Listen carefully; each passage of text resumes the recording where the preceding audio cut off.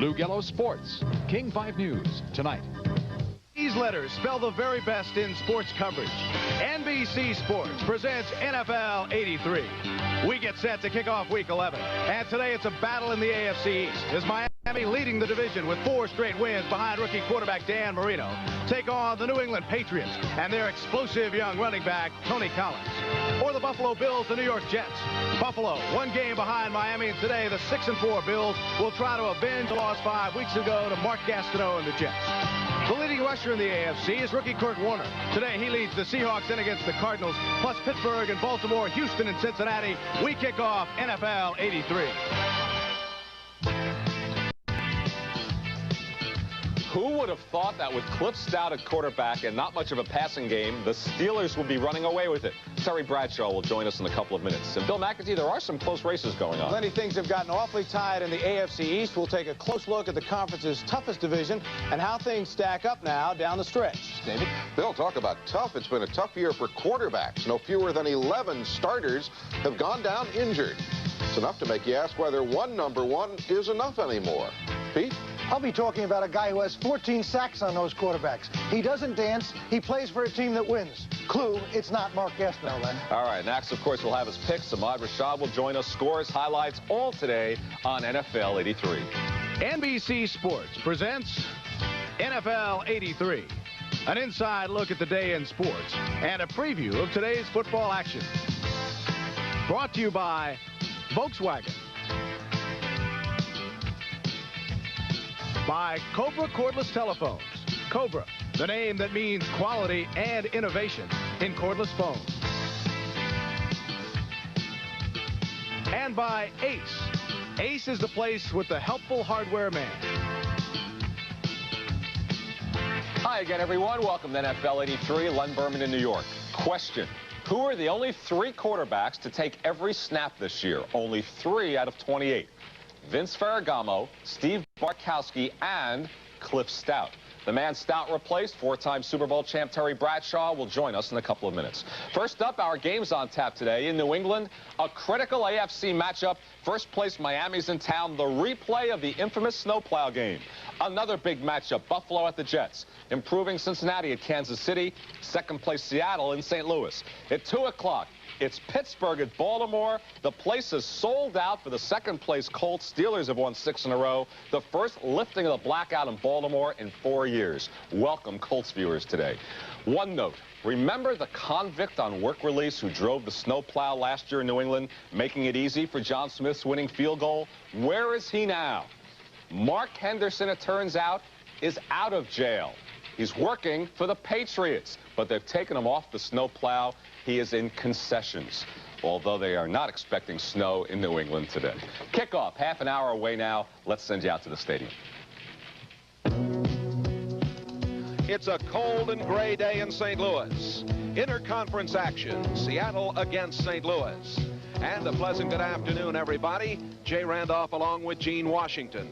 Here today, the Seahawks, 6-4, very much in the playoff picture, and the man who's got them there is Chuck Knox. Knox, the NFL's Mr. Fix-It. He did it in Los Angeles, he did it in Buffalo, and now he's doing it in Seattle. His Seahawks are having a very good year, and this is a big game for them today. We have 2 talented young quarterbacks. 2 very talented quarterbacks. They're both young. Neil Lomax is having his problems. He had 5 turnovers last week against the Redskins. But Dave Craig has come in. This is his 3rd start, and he is playing fantastic football, and he really understands the Chuck Knox system, and that's don't turn the ball over yourself. The takeaway turnover factor has been a big item for both of these clubs. Stay tuned. Seattle and St. Louis coming up on NBC.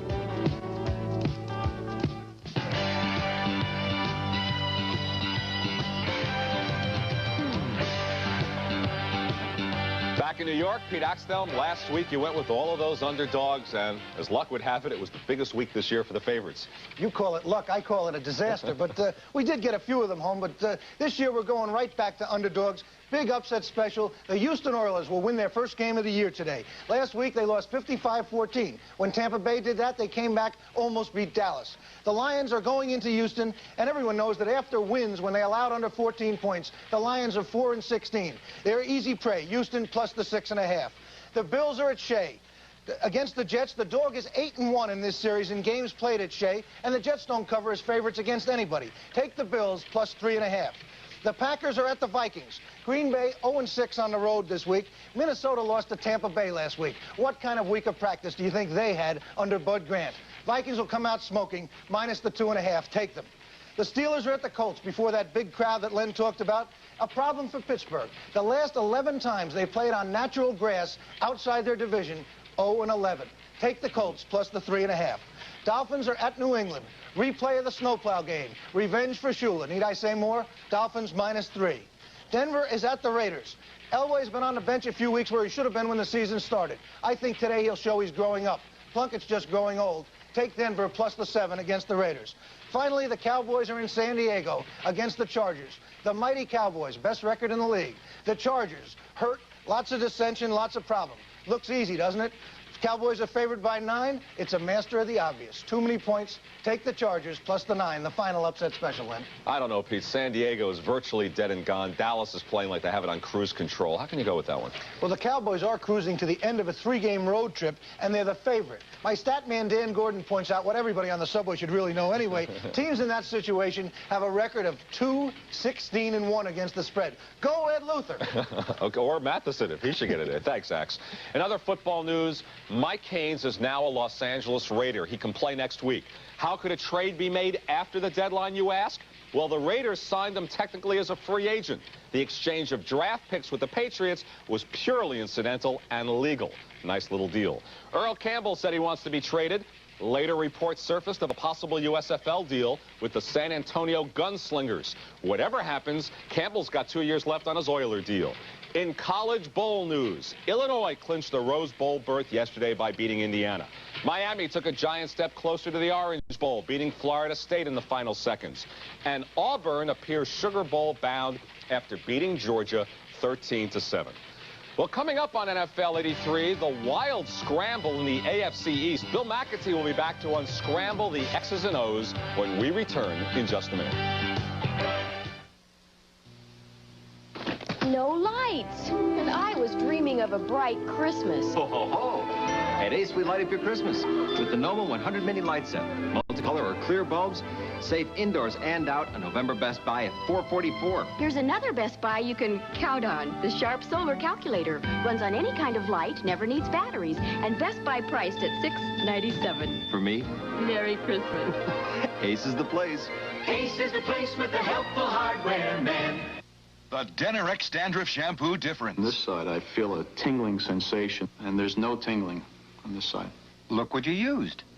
I can't believe it. The Selsun Blue has been my old standby. I've never had this feeling of working sensation as I had with the Denerex. Each shampoo has one medicine for dandruff. Only Denerex adds extra anti-itch medicine many dermatologists recommend. I'm not even going to look for anything else. I'm going straight for Denerex. Denerex shampoo or shampoo and conditioner fights dandruff and its itch with an extra relief medicine.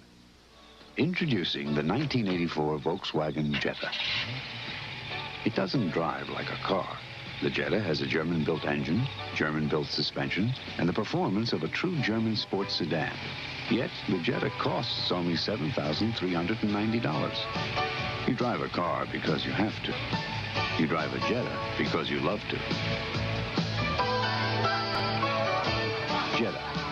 It's not a car. It's a Volkswagen.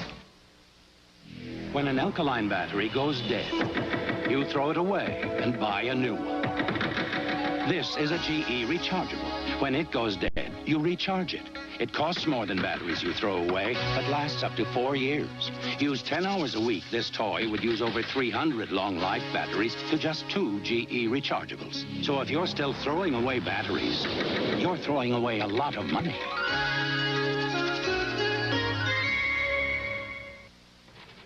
The wildest scramble in the NFL has to be the AFC East. All 5 teams are technically alive. The Jets in last place, just 3 games out of first. Bill McAtee has more.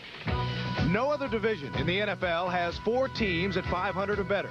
And we'll begin with the Miami Dolphins, because 5 weeks ago, the Dolphins were 3-2. Then Don Shula moved Dan Marino in at quarterback to replace David Woodley. Now Miami has won 4 straight, and down the stretch, they'll play 4 of their last 5 games in the warm weather in the Orange Bowl at home.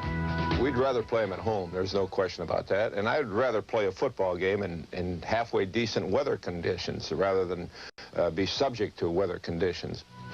A lot of folks in the NFL are keeping their eyes on Frank Kush and his young Baltimore Colts. The Colts will get a test today against Pittsburgh, but with Curtis Dickey and Randy McMillan, Baltimore has the NFL's #1 rushing attack. Frank Kush, though, is quick to credit his defense. I'm really surprised that we have been in just about every ball game, possibly with the exception of 1 or 2. And I think the race certainly is indicative of the type of play that you see in our division. The fans at Rich Stadium up in Buffalo have watched Joe Ferguson pass for more than 2,000 yards and have seen one of the NFL's most versatile backs in Joe Cribbs. But Buffalo has had problems in '83 with consistency and injuries. It takes a lot of character to come hard down the hard road, and we do have that.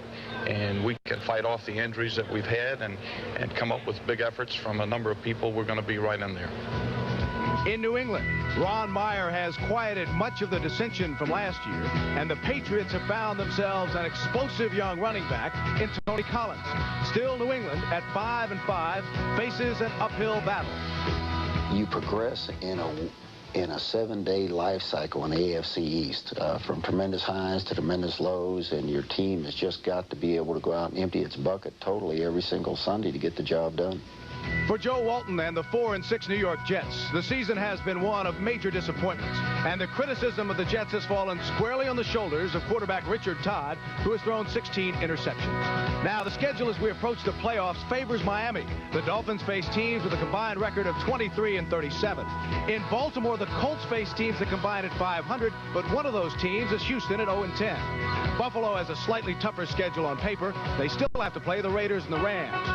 Ron Meyer may have his work cut out for him. The Patriots still have to play the Dolphins today, the Rams, New Orleans, and Seattle. And finally, will anything go right for Joe Walton? The Jets have the division's toughest schedule down the stretch. They still have to play 4 interdivisional games, plus the Pittsburgh Steelers and New Orleans Saints.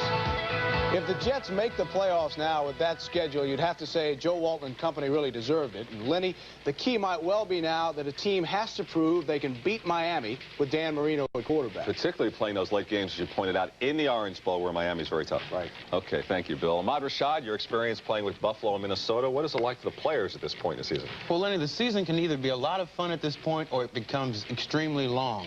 Now, if you're not in contention for the playoff race, then the season becomes very long. The papers start to write about next year, and the players start thinking about not getting hurt. If you're in contention, then everything takes care of itself because every game becomes a big game. It's easy to get fired up. All you can ask for as a player is to be in control of your own destiny. All you have to do is win every game and not worry about who loses. Miami Dolphins have been most consistent in this category, and they've got a shot at probably winning that division. Baltimore, Buffalo, New England, they're pretty much in the middle. They're in a fight to just try to stay alive for the playoffs. Now, the New York Jets, they are in a tough situation. There's a lot of pressure on them. They've not only got to win every game, but they got to hope some of the teams at the top lose. If they can win today, get Freeman McNeil healthy, they still got a shot to get back in the playoff, but it's a long road. And it's a long shot with some of those other injury problems in the line. Okay, thank you, Ahmad.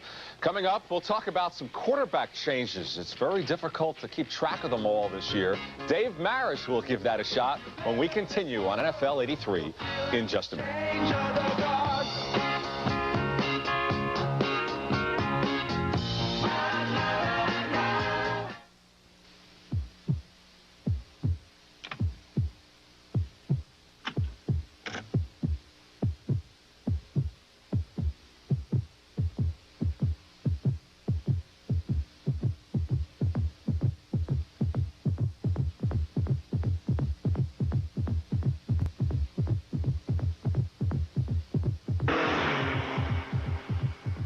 Scirocco. It's not a car. It's a Volkswagen. Come on in, take a seat. We're gonna tell you what the big boys eat. Name is Wheaties, pick a wheat. Now you know what the big boys eat. Hello, milk, come on in.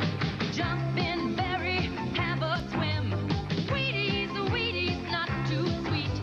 Now go tell your mama what the big boys eat. Part of your good breakfast.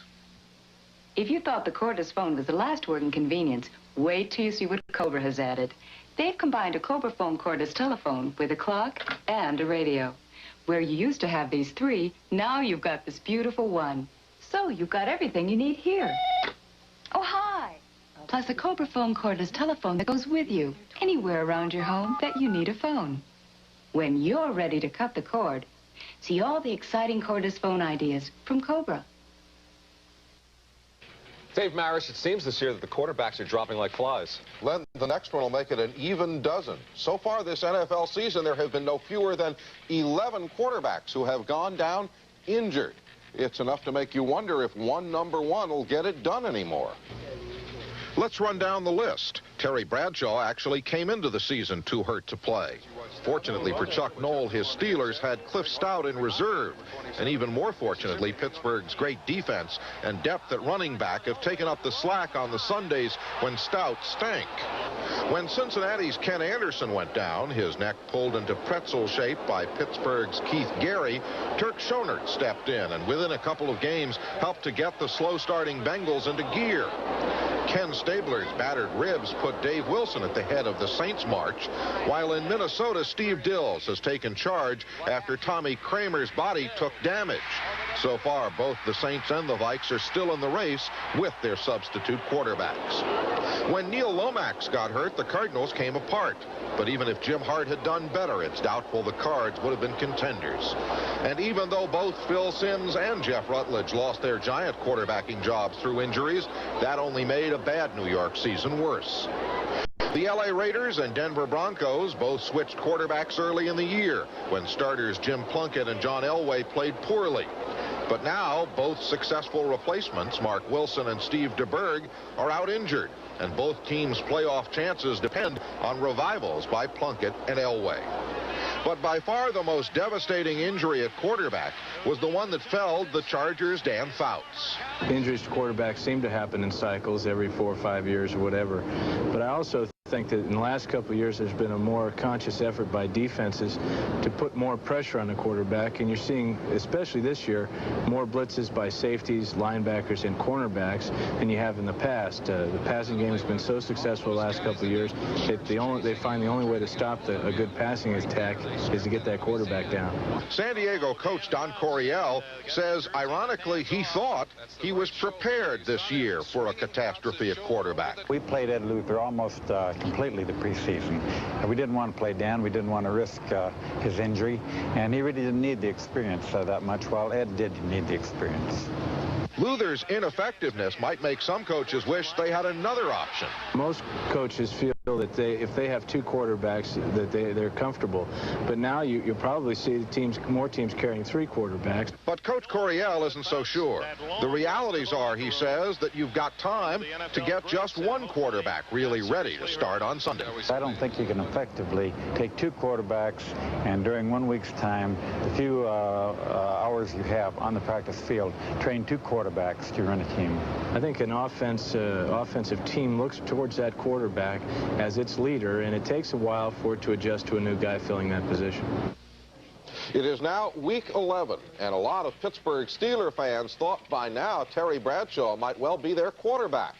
Well, there's some people at KTAL in Shreveport, Louisiana, who thought that Terry Bradshaw would be sitting in that chair talking with us. So did we.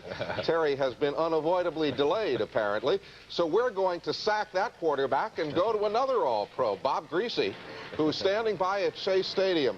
Bob, why is it so difficult for a club to shift quarterbacks?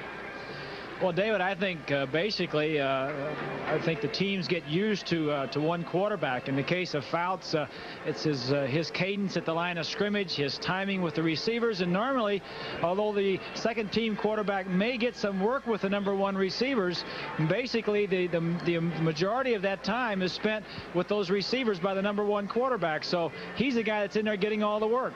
Now, of course, in Miami's greatest year, you got hurt, and Earl Morrall stepped in, and gee, it looked like there were no waves and no seams to that at all. Is that a tribute to Coach Shula's preparation, or what? Well, I think it's a tribute to Don Shula. I also think it's a great tribute to Earl Morrall, who has done it before, many times, step in and played very well. But I think more and more today, you have to have two quarterbacks that can step in and play. I think there are more injuries because there's more passing in the league. They restricted the defense to some degree, made it easier to pass, and there are more teams passing, and that puts the quarterback in a vulnerable position a lot more than he has been in the past. Bob, have you been surprised how easily Dan Marino has taken over for David Woodley with Miami this year? Well, I've been surprised. I'd be lying if I said I expected it all along. The thing that I do believe is that the Don Shula really handled him as best as he could. He got him in a couple of games early. He had a good preseason. Got in a couple of the early games that the Dolphins were out of. Lost to the Raiders. Was behind against New Orleans. Got Marino in there late in the ball game, and he played well. So when he switched to Marino later on in the season, he was coming in from a strength aspect rather than being in there early in the season, such as Elway had been, and being battered and bruised and scarred and booed a lot. So he really came in from an area that he was coming in confident and very strong. Bob, thanks very much. Bob Greasy from Shea, and there's one quarterback switch that went very smoothly. That's right, perhaps the only one. Ahmad Rashad, let's go to another All-Pro here. When you were in Minnesota, Fran Tarkenton went down, Bob Lee had to come in. What is it like for a wide receiver dealing with that kind of switch? Well, Lenny, Bud Grant was just like Don Shula, that during the course of practice, we always played about the same amount of time with the first-string quarterback and the second-string quarterback. They had the same coach, and they went into a meeting room every day, and they tried to get the cadence the same and do the same things. It's the same offense, so that's not changed. You just have a different quarterback. And it's very important that the second-string quarterback throws as many routes to the first-string receivers as the first-string quarterback, and a smart coach usually does that during the course of the week. I found what Fouts said interesting. Perhaps we're going to see more rules changes now to protect quarterbacks even more. And Terry Bradshaw, come on back. All is forgiven. We'll have more on NFL 83 after our kickoff feature today, O.J. Simpson. Old Spice presents Kickoff.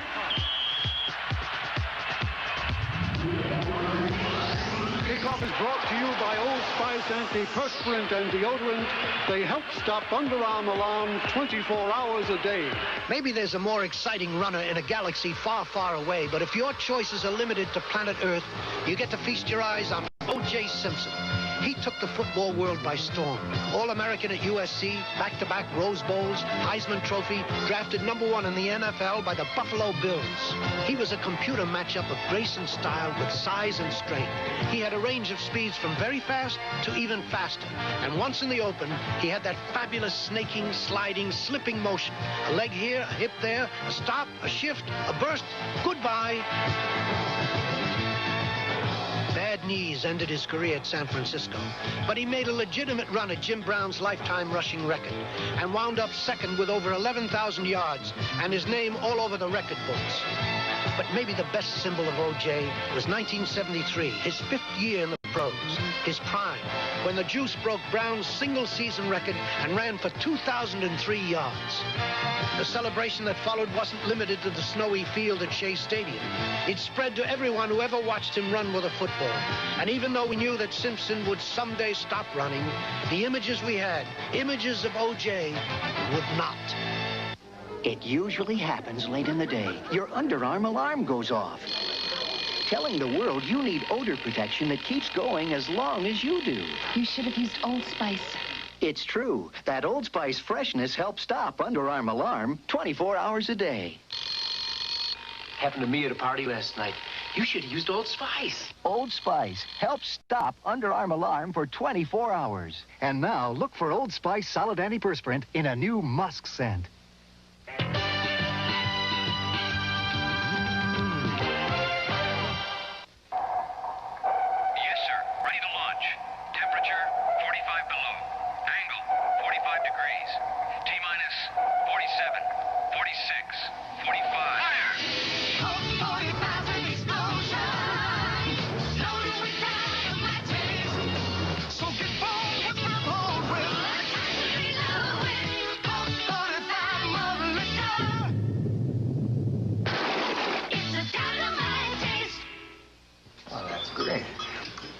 I needed a new chainsaw, I went right to a Poulin dealer. That's Poulin. Feature for feature, dollar for dollar, it's hard to beat a Poulin. Poulin. And a Poulin dealer can help you pick just the right saw for the job. Seems a saw this good deserves a dealer this good. So, when you're looking for a tough, dependable chainsaw, look for a dealer that sells Poulin. Poulin. That's what I said, Poulin. You You said Poland? Ask them. Poland. No matter how you say it, the name means quality. I said Poland, didn't I? As we contemplate the future, as we seek security, there are so many good financial plans we've heard. But our money builds up faster, and from risk we're always free. With our GNA annuities, tax deferred. Retirement comes closer constantly, but our money's safe and there are no fees. It's earning high interest and it's guaranteed. The GNA annuity is available at Pacific First Federal as the Pacific Annuity. You know the saying, the squeaky wheel always gets the grease. It seems to be the noisy guys in sports who get most of the media attention. Well, Pete Axthelm now with a story about one of the quiet guys who gets the job done. Mark Gastineau, the media's defensive end, had a wonderful game last Sunday. The Jets' high-profile hero was in the Baltimore backfield all day. And each time he got a sack, he went into his familiar dance. Every time I looked up, Gastineau seemed to be dancing. The problem was when I looked further up, at the scoreboard. Did anybody tell Mark that amid his individual celebrations, his team was losing and plunging into last place? It is tempting to take off on Gastineau's selfish act as a symbol of the Jets' futility this year. But it happens that last week's games held a more positive lesson. While Gastineau was leaping, the best defensive end in the NFL was playing much closer to the ground. In fact, Doug Betters of Miami twice scrambled across the San Francisco turf to recover fumbles that stopped 49er drives. Of course, Betters didn't dance. He would have been quick to emphasize the teammates who had caused the fumbles. In fact, when I chatted with him recently, Doug also deflected praise for his glorious sack total this season. He pointed out that he's been lucky to draw several blockers who were injured or inexperienced. Ever hear Gastineau say something like that? No, Betters represents the best of the Shula system, the team concept, the quiet pursuit of serious goals.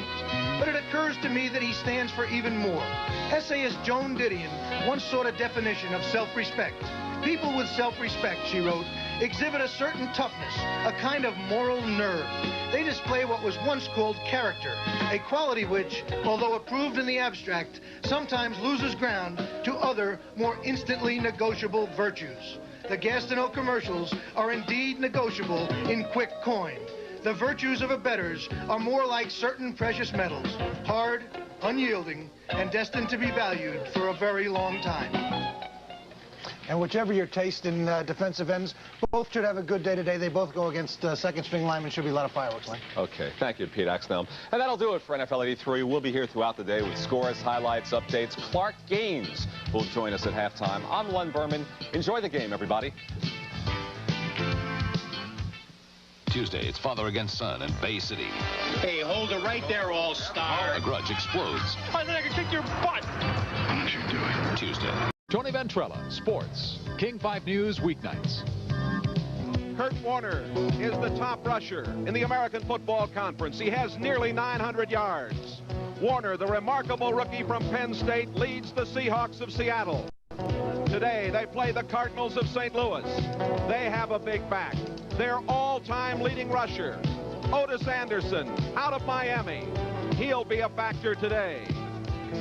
Busch Stadium in St. Louis, the site of interconference action, Seattle against St. Louis. And today's game is brought to you by Ford and your Ford dealer. Have you driven a Ford lately? By the Texas Instruments home computer, creating useful products and services for you. And by Honda, the world's largest manufacturer of motorcycles and ATC three-wheelers. Follow the leader. He's on a Honda. It's a gray day in St. Louis, the temperature about 40 degrees. Interconference action, the Cardinals and the Seattle Seahawks. And a very pleasant good afternoon to you, everybody. Jay Randolph to call the play and alongside Gene Washington. Today, we're going to see two very talented young quarterbacks. Well, they're both young, but they're very good. Dave Craig is making his third start. He's performing very well in Chuck Knox's system. You know, he's a guy who understands what they want, and that's to be fairly conservative, control the ball. Here he's throwing a touchdown to his favorite receiver, and that's Largent. But on the other side of the field, Neil Lomax. You know, he had his problems last week against the Redskins, 5 turnovers, but he's got what it takes to win. He's got that great attitude, and of course, he's got a tremendous arm. Here he's going to throw a strike. This is to Twilly, number 83, and he's going to be a factor today. And of course, Neil Lomax is familiar to many of you in the Northwest. He played at Portland State and set all kinds of NCAA records. Speaking of records, Seahawks are 6-4 and very much in the playoff picture. And I guess the reason for their success and the problems the Cardinals have had really can be spelled out in the takeaway turnover category. Well, turnovers are so very important. As you can see, the Seahawks, their defense has taken the ball away from their opponents 38 times. They've only turned it over themselves 20. They're plus 18. That's second in the NFL behind the Redskins for plus 25. Conversely, the Cardinals, they've only taken the ball away 27 times, but they've given it up on offense 37 minus 10. Jim Hannafin, the gray-haired gentleman, 50 years old, from Compton, California. His Cardinals 3-6-1 on the year. It's been a disappointing time for his club. Neil Donahue will kick off. It is Dixon along with Hughes back. And that's Zachary Dixon out over the 10 at the 15. And he gets to about the 19-yard line on the return. Dixon brought down on the play by number 59, Paul Davis, along with Chet Parlavecchio, number 57. It'll be Dave Craig, along with Kurt Warner and David Hughes. Johns, Largent, and Young are the wide receivers for Seattle, coached by Chuck Knox. Essig, McKenzie, Bush, Pratt, and August. Very fine offensive line. They've been doing an excellent job. 1st and 10. Ball just shy of the 20-yard line. And Craig calling on Kurt Warner right off the bat. Warner getting to the 24-yard line. He starts the day with 889 yards. The defensive line for the Cardinals, Baker, Galloway, Grooms, and Greer. The linebacking situation, they've had to move E.J. Jr. outside because of an injury. Washington, Smith, Nelson, and Perrin are in the secondary. 2nd down and 5 at the 25-yard line. Kurt Warner, the single setback. And Warner just across the 25-yard line. He was met by Curtis Greer, number 75.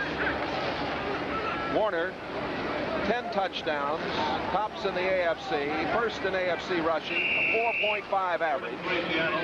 And last week versus Denver, 134 yards. Jay, Chris Castor and Byron Walker have just come into the football game. Seattle will employ 4 wide receivers an awful lot of the time. In this situation, they're going with 3 wide. And they'll go from that spread formation that allows the quarterback to see everybody right in a hurry. 3rd down and 3. Out of the shotgun. Craig over the middle, and it's complete for a 1st down. Out at the 33-yard line, Steve Largent. Benny Perrin, number 23, had the coverage. Our first penalty of the game, holding indicated against Seattle. The referee today is Ben Dright from Denver, Colorado. Tom Myers, Dale Williams, Bill Reynolds, Don Wedge, Ed Ferguson, and Ron Spittler are the rest of the crew. And Chuck Knox a little upset as the call goes against the Seahawks. Offensive holding, number 67. Reggie McKenzie, the man who used to loose the juice in Buffalo and has now been playing very well and pulling out for Kurt Warner. He committed the infraction. Reggie's contribution is more than just blocking. He's such a tremendous team leader, and I think that's one of the main reasons why Seattle's doing so well this year. Tremendous leadership from some of their veteran players. 3rd down and 13. Craig has time, gets it away, and it's complete. That's Largent again. Largent getting it to the 26-yard line, short of the 1st down, about 3 yards short. Making the play for the Cardinals, Lionel Washington, number 48.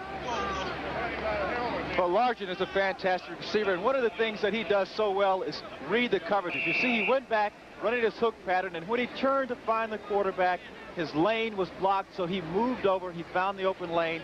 Craig got the ball to him, but it wasn't quite enough for the 1st down. Jeff West is on to do the punting. West, who used to play for St. Louis, later for San Diego. 37.9 punting average, has good hang time. A high punt. Willard Harrell takes it at the 35. The ball is loose. A big scramble. They're still going for it all the way down at the 15. And it looks like the Cardinals have it. Or is it the Seahawks underneath? Let's see. The Cardinals have the football at the 9-yard line. In underneath there, number 76, Stafford Mays. Well, when the field is wet, particularly a field like AstroTurf, when it gets wet, that ball can just skid around. It's going to, 5 or 6 people have a chance to pick it up, but nobody can get a handle. It's cold. You know, it's not as easy to pick up this ball as it might appear. Stafford Mays came up with it. It was number 22, Dave Brown, the cornerback for the Seahawks, that dislodged that ball, a 39-yard punt. But the Cardinals have it now all the way back at the 9-yard line. Neil Lomax at quarterback. In motion, Roy Green. And this is Otis Anderson. Anderson banging up over the 15-yard line. Otis Anderson starting the day with 658 yards. Greg Gaines, 56, along with Butler, 53. Lomax working with Anderson and the fine blocker Wayne Morris out of SMU. Green, Tilley, and Marsh, a good receiving corps. Green is a speed burner. The line, Randy Clark with Stephen Bostic, Sharp, and Robbins. 2nd down and 2. The ball out at the 17-yard line. No score. Anderson again getting the call. The first down. Anderson over the 30-yard line. John Harris, the free safety, number 44 on the tackle. You're seeing Otis Anderson at his best here in the early going. Number 1 draft choice back in 1979. Well, Seattle's going to have to play a lot better defense because Anderson gets this ball and he runs about 5 yards and no one is touching him. They've decided to run to the side of number 77. That's Jeff Bryant over there. He's playing this year in a 3-4 defense, Jay, which means he's going to be a little tighter to the center. And he can't get out wide quite as fast in that 3-4 defense. That was a 16-yard pickup.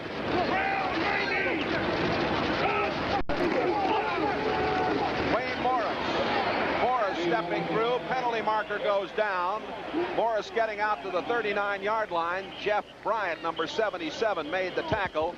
And as we indicated, a penalty marker down on the play. Referee Ben Wright discussing it. That's Dale Williams, the head linesman, there with him.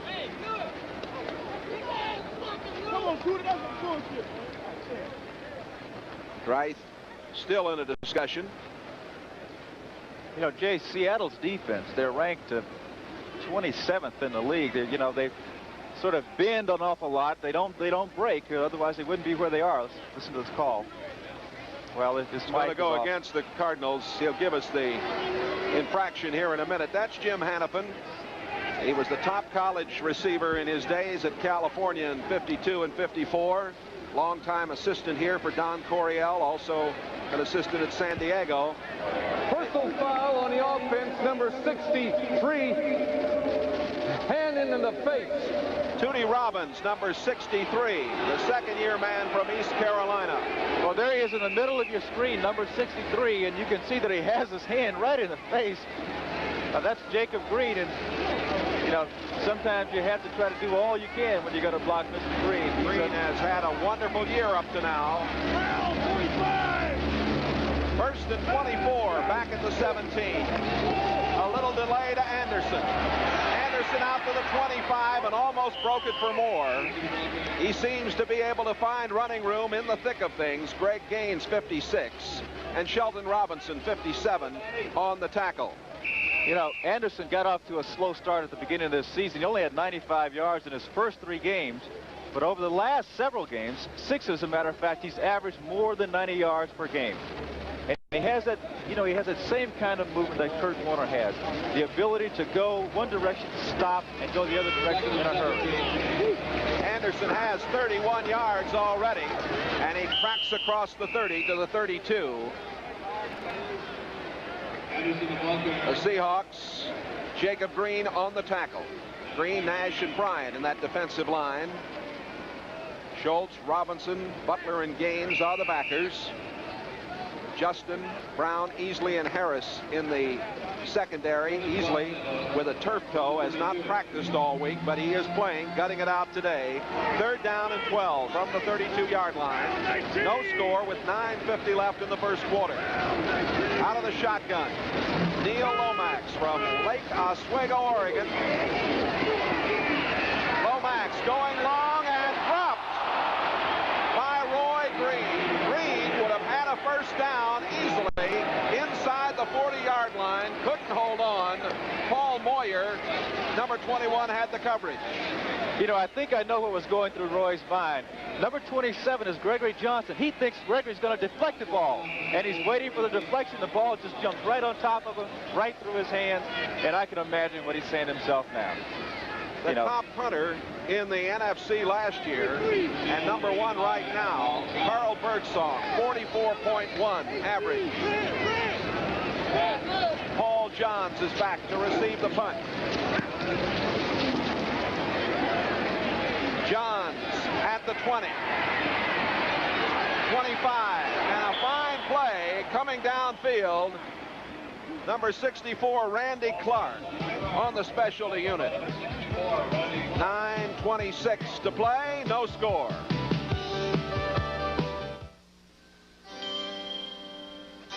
The way Thunderbird looks has a great deal to do with how it drives. The shape of the front helps the driver feel the road. The shape of the doors and mirrors smooths and quiets the air. The shape of the rear helps press the tires to the pavement. Thunderbird, the way it looks, improves the way it drives. Have you driven the best-built American cars? Have you driven a Ford lately? There's something special happening at Kentucky Fried Chicken. Fresh buttermilk biscuits made from scratch. Our chicken and biscuits a perfect match. Light and fluffy, they're made from scratch. We start with real buttermilk, and we make them fresh all through the day. Fresh, like our chicken, because that's the Colonel's way. Fresh buttermilk biscuits made from scratch. Our chicken and biscuits a perfect match. One more way, we do chicken right. The head man of the Seahawks, Chuck Knox, 51 years old, from Swickley, Pennsylvania. Some people say that his offense is dull, but he's won every place he's been. When he was with L.A., he beat us 5 years in a row with that dull offense down there. It works. We'll talk a little bit about his philosophy. First down at the 26-yard line. David Hughes gets the call, and Hughes coughed up the football, and the Cardinals have it. Hughes fumbling as he went over the 26-yard line. Underneath the pile, number 78, Eloy Grooms, who came over from New Orleans. Well, this is just the opposite of what Chuck Knox tries to accomplish, particularly when you're backed up in your own part of the field. You don't want to turn the ball over under any circumstances. Hold on to the football, punt it away, let the other team make the mistake. This is how Seattle has won games, by doing just the opposite, taking it away from the other team inside their own, inside their own 30-yard line. First down for the Cardinals after the turnover. Lomax to the air, and he overthrows his intended receiver, tight end Doug Marsh. Penalty marker down. Marsh might have been held up, and we'll wait and see what the call is. It could have been offensive pass interference, too. It's going to be a personal foul against number 56. That's Greg Gaines, because the ball was thrown over Marsh's head. He had no chance to get it, but watch this. The ball is going to be thrown to Marsh, but he doesn't have any chance for it. Now watch Greg Gaines. He's going to come in. He's going to hit him with an elbow. Watch. Right there. Yeah, really right clotheslined him, didn't he? Yeah. This will march the ball down to the 14. Personal foul, defense number 56. Gaines from Tennessee. Of course, the Seahawks are hurting at the linebacker position. Michael Jackson is out. Eugene Williams is out. Joe Norman came back this week. He's been out with a knee injury. First and 10 now at the 14-yard line. That's Roy Green going in motion. And Otis fumbles, and right back. He held on. Joe Nash, number 72, the nose man, came in there, put the clamps on him, Anderson lost the ball momentarily, but got it back. The inside linebacker, number 57, Shelton Robertson, had a chance to get the ball. He was trying to be conservative. He tried to fall on it, put his body, but the ball scooted out again. Watch when Otis Anderson loses his football, number 57, he's going to have a chance to get it. There you see him in the left side of your screen. And watch, he's going to try to fall on it, try to get his body around it. Can't quite pull it in. Otis comes up with the football. Loss of 3 yards on the play. Armstrong or Anderson again to the 15-yard line. Mark Hicks, number 63, on the tackle. Over at Kansas City, the Chiefs have taken an early lead over Cincinnati. 9:04 the first period. A Lowry field goal of 36 yards. No score here with 8 minutes left in the first quarter. The Cardinals after the turnover. Jim Hannafin shaking his head. 3rd down, 12. Shotgun. They're going to be looking for Roy Green, but he's going to have double coverage, I think. Lomax throwing, and it is Roy Green for a touchdown. Green coming through, a fellow who back 2 years ago was playing both offense and defense here. He beat Paul Moyer on the play, and the Cardinals are on the board first. Not only did he beat Paul Moyer, he also beat Dave Brown, who's an outstanding defensive back. But the move was so beautiful. He's going to go across the field, but watch. He stops, turns, now he comes back the other way. He catches Dave Brown going the opposite direction for the touchdown.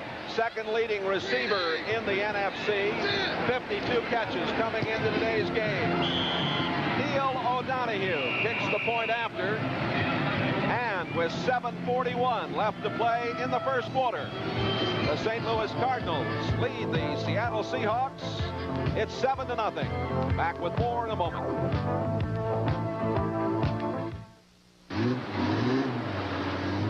As soon as this mud dries, I figure we can drive right out of here. The new Big Red 3-wheeler costs so little that you can get one for each of your crew and do a lot of different jobs at the same time. It's the Honda 3-wheeler that comes standard with an electric starter, shaft drive, and reverse. Maybe we ought to get some of those. If we had them, we'd be working. Big Red, only from Honda. Working. A beer? What beer? Any beer. Any beer. Listen here, Any Beer. They had a test around here, and they tasted lots of beer. The results of the test are in. And Any Beer didn't win. No beer on the bar. Tastes better than only no contender, no pretender. Not one. No beer on the bar. Tastes better than only for an only, and you're second to none. Monday, will Boone's family be disgraced when a prank backfires and could ruin his future? I'm afraid I'll have to suspend the boys. But that means Boone won't graduate. Monday. Roy Green got the touchdown.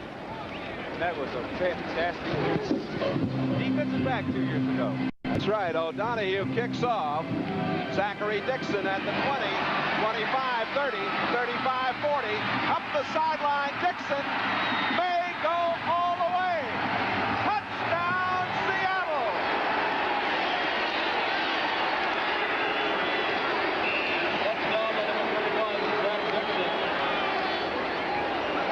Zachary Dixon picked up from Baltimore on waivers. 94 yards. Seattle touchdown.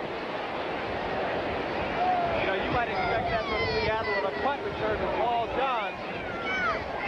Zachary Dixon, he gets some good blocks, sets them up, comes inside, then bounces back to the outside.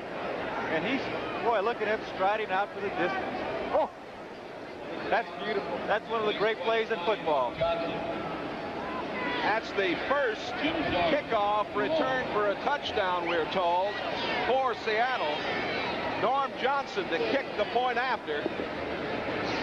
Jim Zorn holding. And it didn't take very long for the Seahawks to tie matters up here in St. Louis. With 7:24 left to play in the first quarter, Zachary Dixon has gone 94 yards on the kickoff return. Seattle and St. Louis are knotted up at 7.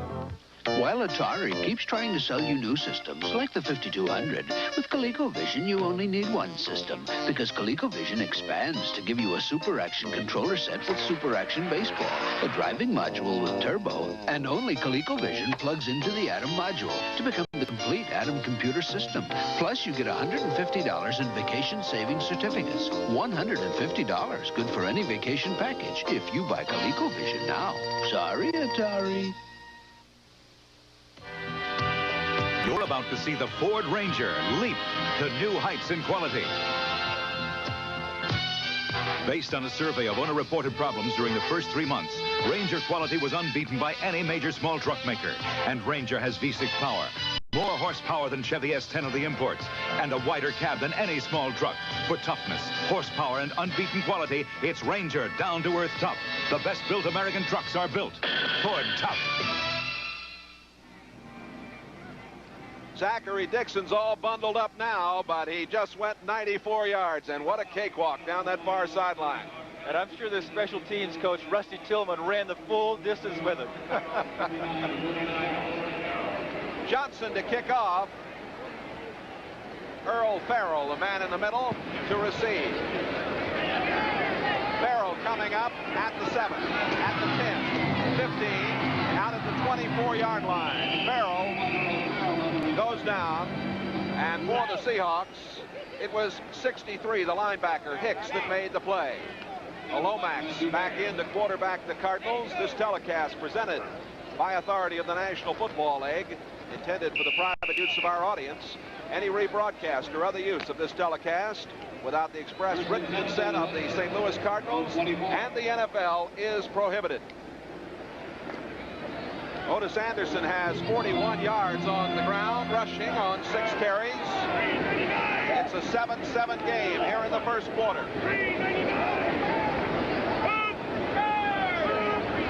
Marsh goes in motion. Lomax has a lot of time, gets it out to Randy Love. Love up the sideline to the 40-yard line. Randy Love, in his 5th season, a free agent, originally drafted by New England. Bruce Scholes, 58, the linebacker, making the play. Stump Mitchell is not playing because of a turf toe injury for the Cardinals, and we see Love in there today. But watch the block from number 68, the left guard. That was Terry Steve. That's the block that made the play. And it was set up very well because you thought he was going to throw downfield because he had maximum pass protection. He held his tight end in the block, so you had the idea maybe he's going to go long. The result was a nicely set up screen pass. 3-16. Anderson behind his quarterback, gets the ball and gets up to the 44-yard line. 33 career touchdowns and 25 career 100-yard games for Otis Anderson. Again, Bruce Scholes, 58 on the tackle. New England in the first quarter has scored on a 1-yard run by Grogan, 7-0. In the Kansas City-Cincinnati action, they're tied up now 3-3. We can update that score for you as Breach has just kicked a field goal, and Cleveland leads Tampa Bay 3-0 on a Matt Barr field goal. Here it's 7-7, 2nd down and 6. Anderson falling down. We mentioned the artificial surface here, and it is a little damp in spots. We had a light snow here last night and a rather wet evening. They worked on the field today, but this is an artificial surface that is not in the best of shape. They're going to put a new surface down here. It has some bad seams, some wet spots, as you can see. Those seams are a real problem for a fella on occasion. That's one of the reasons why you can come up with turf toe. That's the pitcher's foul during baseball season. You can see that shaded area. That's the spot where it's wet. You get down in that area, hit the ground, it's tough to hold on to the ball. 3rd down and 7, out of the shotgun. Lomax throws, and it is incomplete. He was trying to go to Pat Tilley, the great little veteran from Louisiana Tech. He's caught 31 passes this season, and it was Gregory Johnson who was coming in there and putting a lot of pressure on Lomax. Punting time for the Cardinals. Carl Birdsong, the 3rd-year man from Southwest Oklahoma. Well, number 27, this is Gregory Johnson, who's a defensive back. There you can see him. He just breezed by Lomax. As a matter of fact, I didn't think Neal would be able to get the pass away. but he did. Birdsong, earlier a 48-yarder. This one a wobbly kick. Johns at the 20. Johns to the 23-yard line, and that's it. Stop made by Roy Green, number 81, downfield. A 38-yard punt. 5 minutes and 34 seconds left to go in the first quarter. Seattle and St. Louis tied at 7. Ford Escort. It's engineered with four-wheel independent suspension for a smoother ride than this Japanese import.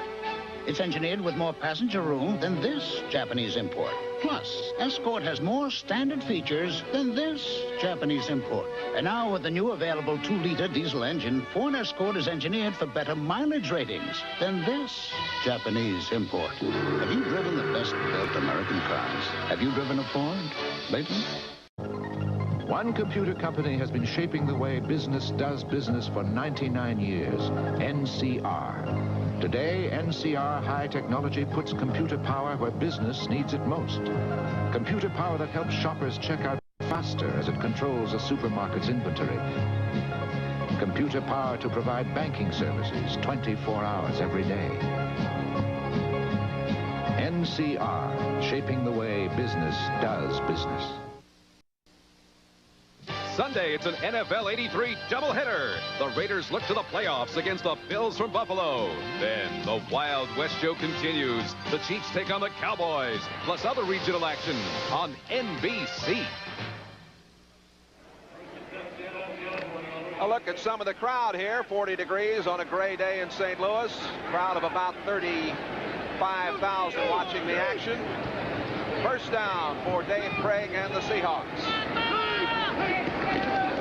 Single setback, Kurt Warner.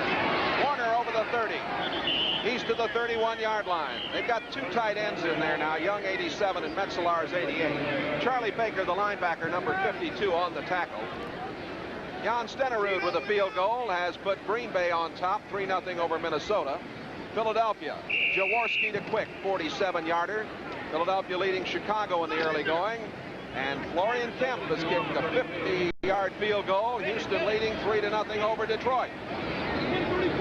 7-7 here in St. Louis. Second down and 2 at the 32. Warner again. And a big play made by number 78, Eloy Grooms. Grooms, who played at Tennessee Tech. Now in his 9th year. As I mentioned earlier, he came over from New Orleans, and he's played very, very well. Grooms, along with number 60, the left end Al Bubba Baker, who came from Detroit, have helped to improve the Cardinals' defensive line play. The football Cardinals rank 6th on defense in the NFC, 9th against the rush, 4th against the pass. 3rd down and 4. Seattle has come in with their 3 wide receiver set. They're the spread formation or the shotgun, and they'll probably be looking underneath the coverage. Craig has to hurry. A great catch made by Largent. Boy, Craig did an excellent job of evading the rush. Got that ball away, and Largent did a fine, fine job. Great camera work right here, as we'll show it to you. It's a 19-yard pickup. E.J. Jr. was isolated out there on Largent. Well, look, they run the same pass pattern they ran before, which was successful. Largent has an option. He goes down to the middle of the field, and it's up to him to find the open lane. He went to the middle. That wasn't open, and he slid back to the outside. Got the reception, picked up the first down. Cedric Mack, number 47, beaten on the play. Hughes is back in the backfield. Craig is hit just as he gets it away. Incomplete pass, and it was Bubba Baker. You see him there, number 60. He came from Detroit in the deal that sent Mike Dawson up to Michigan. Bubba came to camp a little overweight. He's worked very hard and played well. Well, Al has great speed. I played with him in Detroit. He's put on a little more weight this year, but he did that intentionally. He wants to be a little bigger. You know, he switched sides. He's on the side now where teams run to a lot, so he needs that added weight. In Detroit, he played over on the other side, and the responsibility there primarily is to rush the passer. Second down and 10. Warner and Hughes in the backfield with Dave Craig. And that's Warner. Warner still going. Short of the first down at the 44-yard line. Charlie Baker, number 52, made the tackle. Good blocking by 61. Robert Pratt, the right guard, and Blair Bush, the former Bengal, who's at center, number 59. Well, Kurt Warner, you can see that he was a little frustrated. You know, he got up off the ground and he's sort of saying, you know, I should have gotten more, but it's incredible. He turned a play that was going to be a no-gainer into a very positive gain. But that's the mark of a great back, you know, and it encourages his linemen. Let's watch again. You know, look at the way he runs, keeps his balance, strong legs. He takes a play that was going to be a loss of a half yard, and he gains 5 yards. 3 tight ends in the game. Warner trying to get the first down, and he does. Warner to the 40-yard line. Young, Metzelaars, and Tice, all 3 of the tight ends were in there. Warner now on 6 carries, 25 yards. Dave Aarons, 58, made the tackle for St. Louis. We have 2 minutes, 15 seconds left to play. We're in the first quarter. The Cardinals and Seahawks tied 7-7. Lomax to Green for 15 yards for St. Louis. And Dixon, 94 yards on a kickoff return. Metzelaars and Young, 2 tight ends in there. Just Warner behind Craig. Largent and Johns, the wide receivers. Fumble. Coming across was E.J. Jr. Jr. playing outside this week because of an injury to Bob Harris. The former All-American from Alabama had to sit out a 4-game suspension because of a drug incident problem. He was charged with having some substances in the offseason, has come back, and the Cardinals really have needed him in their defensive scheme. Well, E.J. Jr. is one of the 3 or 4 best linebackers in all of football. They had the blitz because this is a situation where Seattle loved to go play action on first down. E.J. Jr. knew it. They blitzed. Got a good result. 2nd and 17 and a bad pass. Largent tried to come up with it, but the ball was thrown behind him. Craig starts the day with 40 completions out of 65 tosses, 586 yards, and a 61.5%. Kansas City now leading Cincinnati 10-3 over at Arrowhead Stadium in Kansas City. And Cleveland is up 10-0 on Tampa Bay. You know, I was talking to some of the Cardinal players early, and that's one of the things they talked about is the philosophy of Seattle's offense and how they love to run, and then go play action on first down. And they guessed right on that last play of the blitz. Out of the shotgun, 3rd and 17. They're showing the blitz again. Here they come. Craig downfield, incomplete. Craig was trying to get it down to number 89, Byron Walker. There's Jimmy Zorn.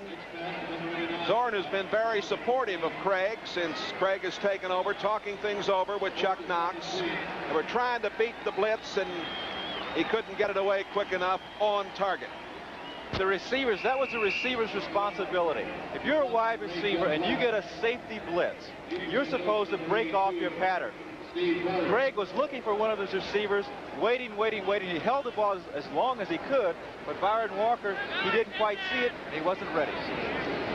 Jeff West to do the punting. His first punt was a 39-yarder. Steve Bird, a rookie from Eastern Kentucky, is downfield, and he takes it at the 12. And Bird gets to the 13, maybe the 14-yard line. The specialty unit downfield very quickly, leading the way, number 30 for the Seahawks, or number 33, Dan Dornick.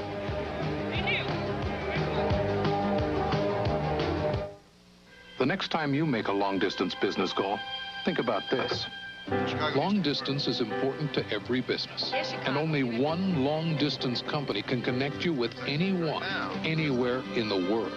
AT&T. We can custom design a network for you and help increase productivity and manage costs. That's enough to satisfy any business, even accounting. AT&T. We're what you call long distance. The square edge car has no room in the future. World champion driver Jackie Stewart. I don't think you're going to see any manufacturer producing that box look. It's a yesterday's car. Ford Motor Company have pioneered airflow management. And I think within the next 2 or 3 years, you will see the competitors producing cars that will be remarkably similar to what Ford are now producing today. Have you driven the best-built American cars? Have you driven a Ford lately? Arnold Palmer, Gary Player, Jack Nicklaus, and Tom Watson. Golf's greatest foursome plays the Skins Game, only on NBC Sports. The Big Red Line, they call them, the lovely ladies who entertain here. And the football Cardinals tied with Seattle 7-7. A minute left in the first quarter. First down from the 14. Otis Anderson, very close to a first down. He got it to the 24-yard line, which Bruce Scholes, number 58, on the tackle at just about a 10-yard pickup. It is a first down. Well, someone did a very good job of blocking against the nose tackle for Seattle, number 72, Joe Nash. And I would imagine that it's number 71, Joe Bostic, who's the right guard for the Cardinals. And they refer to him as, quote, a player, unquote. That's the way they describe it. From the 25, first down for the Cardinals. Lomax. On a time. Now he bails out to Anderson. Anderson out to the 34-yard line. And it looked like he might have picked up another first down. But Lomax wanted to throw the ball to Roy Green. He had Roy Green on a little out pattern. He pump faked him, and then Roy went up long. But Dave Brown was not fooled. He was right there. That's why he threw the ball off to Otis Anderson. Keith Butler, 53, one of the inside linebackers, and Scholes, number 58, the outside linebacker, made the play. And the gun sounds. That is the end of the first quarter here at Busch Stadium in St. Louis. Seattle Seahawks, St. Louis Cardinals, 7-7.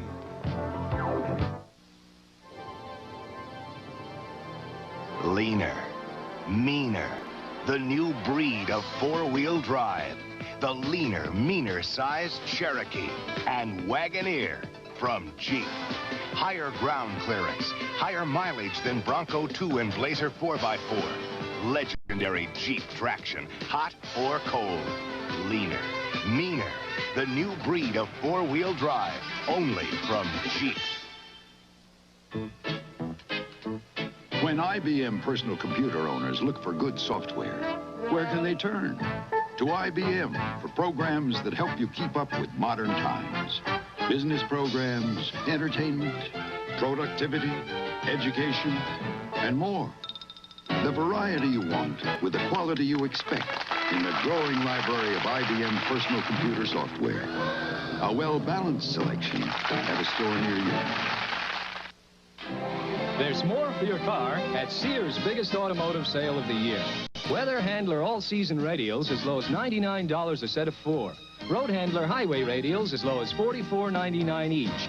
Save $100 on Sears heavy-duty 1.5-ton floor jack, only $99.99. And save $18 on a Sears 48 battery, just $39.99 with trade. Confidence installed day and night. There's more for your life at Sears. With Gene Washington, this is Jay Randolph and our entire staff. Hope you're enjoying the action from Busch Stadium in St. Louis. First and 10 from the 35-yard line for the Cardinals. Handoff going to Wayne Morris. Morris, the 8-year veteran from SMU, a 3.5 rushing average. Keith Butler, 53 on the tackle. With a little help from the outside linebacker, Bruce Schultz. They're the first quarter stats. The Seahawks 28 yards rushing. The Cardinals surprisingly 51 yards ahead of them. Time of possession, according back to they're pretty close. 7:36 for the Seahawks, 7:24 for the Cardinals. And all of that 51 yards credited to Otis Anderson. Anderson goes down. A big play was made by Greg Gaines. Gaines, the second-year man from Tennessee. He's playing that right outside spot and did a nice job there. Last week, the Seahawks defeated the Broncos 27-19. Well, Greg Gaines is going to come in, and you can see that Wayne Morris tries to get the block on him, but he just jumps over and makes the tackle. Didn't have that many tackles coming in today's game, only 18, but he's done a very good job filling in with the injured Michael Jackson. Now out of the shotgun on 3rd down and 10 from the 35. Lomax steps up. On the run at the 40, 45. Lomax down to the 30-yard line and a first down and more. Now that's what this fella does on occasion. He gives you that extra dimension, something that Jimmy Zorn did very well, of course, for Seattle. Well, if you have a quarterback who's mobile, he can get in these situations, he can run out, and he can also look for a receiver at the same time. He sees that he has a clear path for about 15 or 20 yards. Now watch the smart thing that he's going to do right here. Get down. Don't take the blow. 35-yard pickup. Jacob Green had a shot at him, but he just slipped away. So it's first down, St. Louis at the Seattle 30-yard line. Early in the second quarter. Anderson at the 25. Still going. Anderson all the way down to the 23-yard line.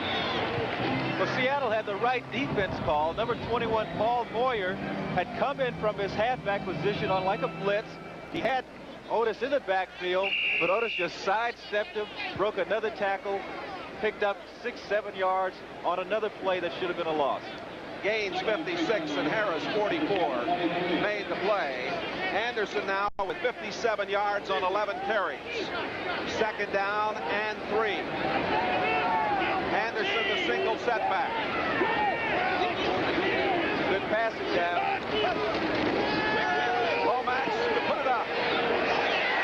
Touchdown, Roy Green.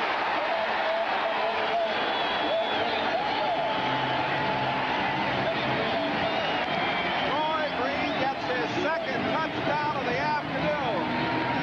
And another beautiful play, an eye-level view of the TD.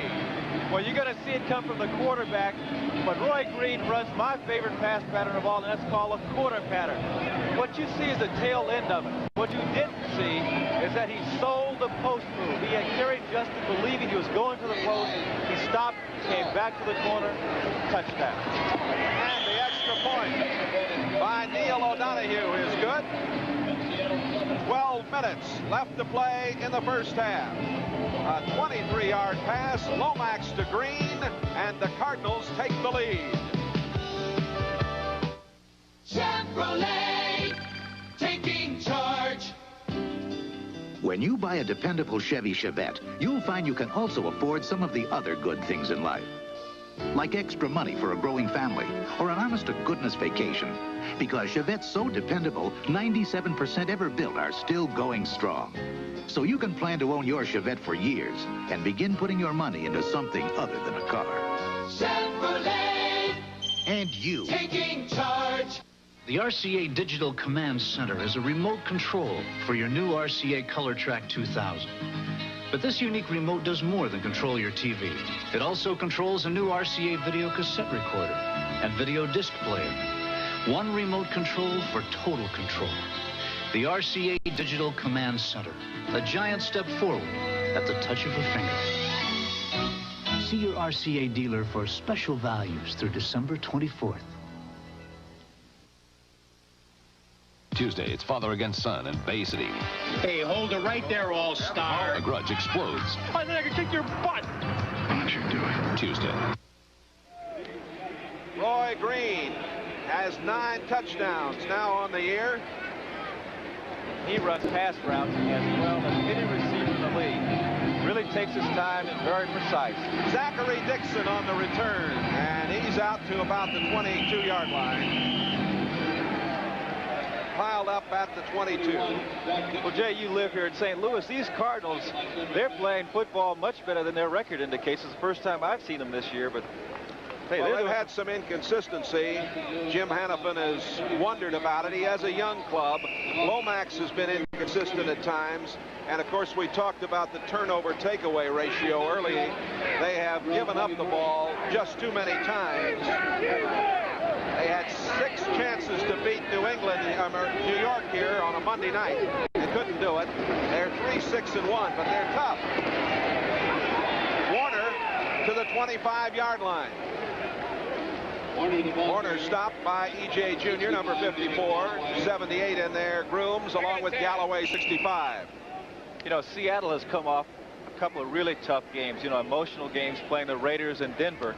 And this is a game that's a normal time to let down. You come in and you're playing the Cardinals. They're not playing very well. And this is one thing that Seattle really must guard against. And I know Charlie Young, the tight end, he said, this is the most important game of the season for us. We must win this game.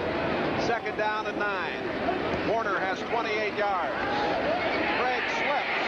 Now throws. It's complete. That is number 85, Paul Johns, very close to a first down near the 34-yard line. Let's go to NFL 83 for an update. Thank you, Jay Randolph in Foxborough. Uwe von Schamann for the Miami Dolphins, 52 yards away. He drills it. Miami's now within 7-3 of the Patriots. Back to you, Jay. Thank you, Len Berman. And those Miami Dolphins, of course, have been a hot club since Dan Marino took over at quarterback for Don Shula. There's Ken Easley. Easley did not practice this week. First and 10 at the 35-yard line. Craig throws incomplete. Bubba Baker with a good pass rush again. Baker 60 and Greer 75, coming from the ends, putting the pressure on. Al Baker is one of the toughest defensive ends in football to block, particularly against the pass. And he just flat out beats Steve August. But Bubba's beat an awful lot of people. He comes into today's game with 7 sacks. He's got 46 tackles. When you're throwing the ball, you're going to have to double team number 60. He's as good as they come when it comes to rushing the passer. There's Knox talking with his running back coach, Chick Harris. Craig is 3 out of 7, 36 yards. Second down and 10 from the 35. Warner trying to get outside and run out of bounds at the 36-yard line. Lee Nelson got to him first, number 38. 51, Kurt Allerman, the middle linebacker. Allerman has been put in that middle linebacking spot today, and Junior moved to the right outside position because of the knee surgery to Bob Harris. Yeah, they missed Bob Harris. He's a rookie, but he was playing very well for them. Junior, of course, was a #1 draft choice in '81, an All-American for Bear Bryant at Alabama. Third down, 9. Jackson and Johns and Largent are all in there. The shotgun. That's Largent going in motion, and Craig steps up, throws, intercepted. Coming back with it is Cedric Mack. Mack gets it back to the 40-yard line. Craig couldn't find anybody down there. He shouldn't have put that ball in the air. He shouldn't have put it up. They were running the same pattern that they've run before, which has worked for them. That's where Largent gets down in the middle of the field. Let's take a look at this coverage. You're going to see Largent come into the middle of the field. Now watch him. He's going to the right. The quarterback, Craig, does not see number 47. Sneaks underneath, picks up the interception. As you said, Jay, he threw that ball going down. He never should have put it in the air at all. We'll be right back after this.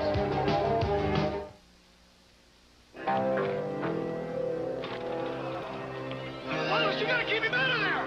I'm used to him yelling, but not at me. Out your best. Out your best.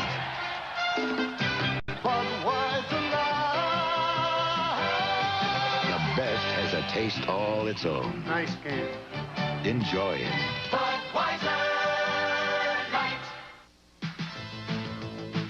This is the automobile you probably didn't expect from Mercedes-Benz. On the test track, it moves comfortably at more than 100 miles an hour. Its unique rear suspension provides extraordinary handling.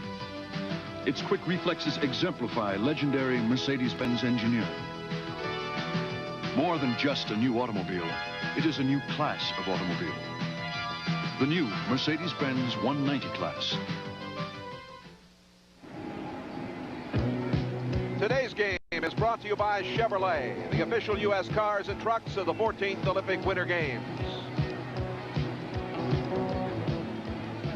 Today's game is brought to you by Chevrolet, the official U.S. cars and trucks of the 14th Olympic Winter Games. Chevrolet and you taking charge. By United Airlines, people who fly for a living fly United's friendly skies. And by RCA, the maker of innovative video products that will open your eyes.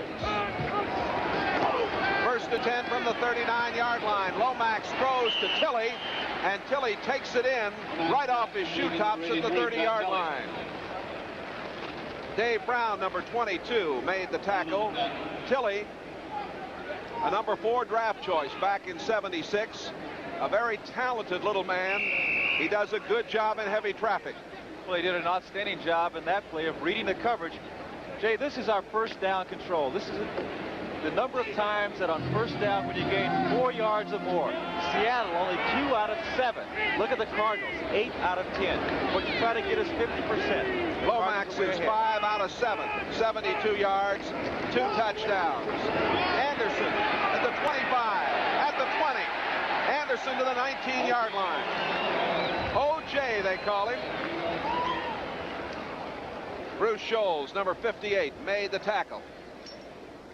Anderson broke Chuck Foreman's records at Miami. Miami with that victory yesterday. They look like they're going to be in the Orange Bowl against Nebraska. Some fine bowl action coming up for you on January 2nd on NBC. The Rose Bowl will have Illinois and probably the University of Washington. Anderson now 68 yards on 12 carries. First down at the 19-yard line. Wayne Morris getting near the 16. Morris, a great little blocker, used sparingly as a running back. They like to send him in there in front of Anderson to do the job. Gaines 56 and Nash 72 on the tackle. Jim Hannafin there, the 7th head coach in the football Cardinals history since they moved here from Chicago back in 1960. Their offensive line is doing an outstanding job of blocking. They have a great runner in Anderson, but the runner is only as good as his offensive line. Second down and 8. Lomax over the middle and incomplete. Tilley's looking for an interference call. Perry Justin, number 26, had the coverage. Well, he's looking around for good reason because, you know, the official could have thrown that one.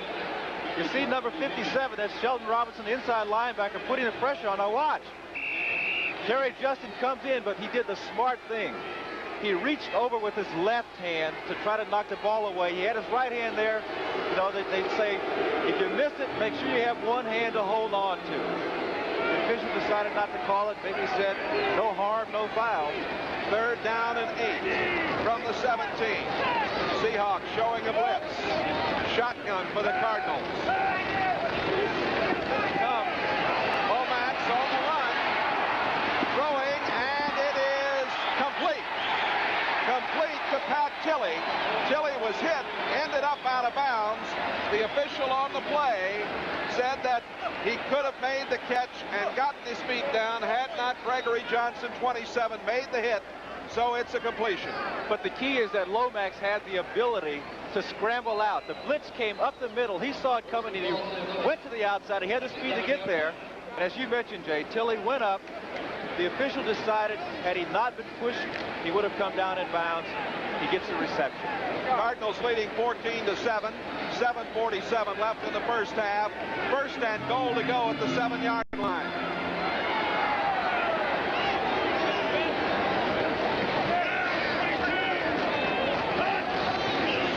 Fake to Anderson. Lomax rolling, throwing, touchdown, Roy Green, his third of the day.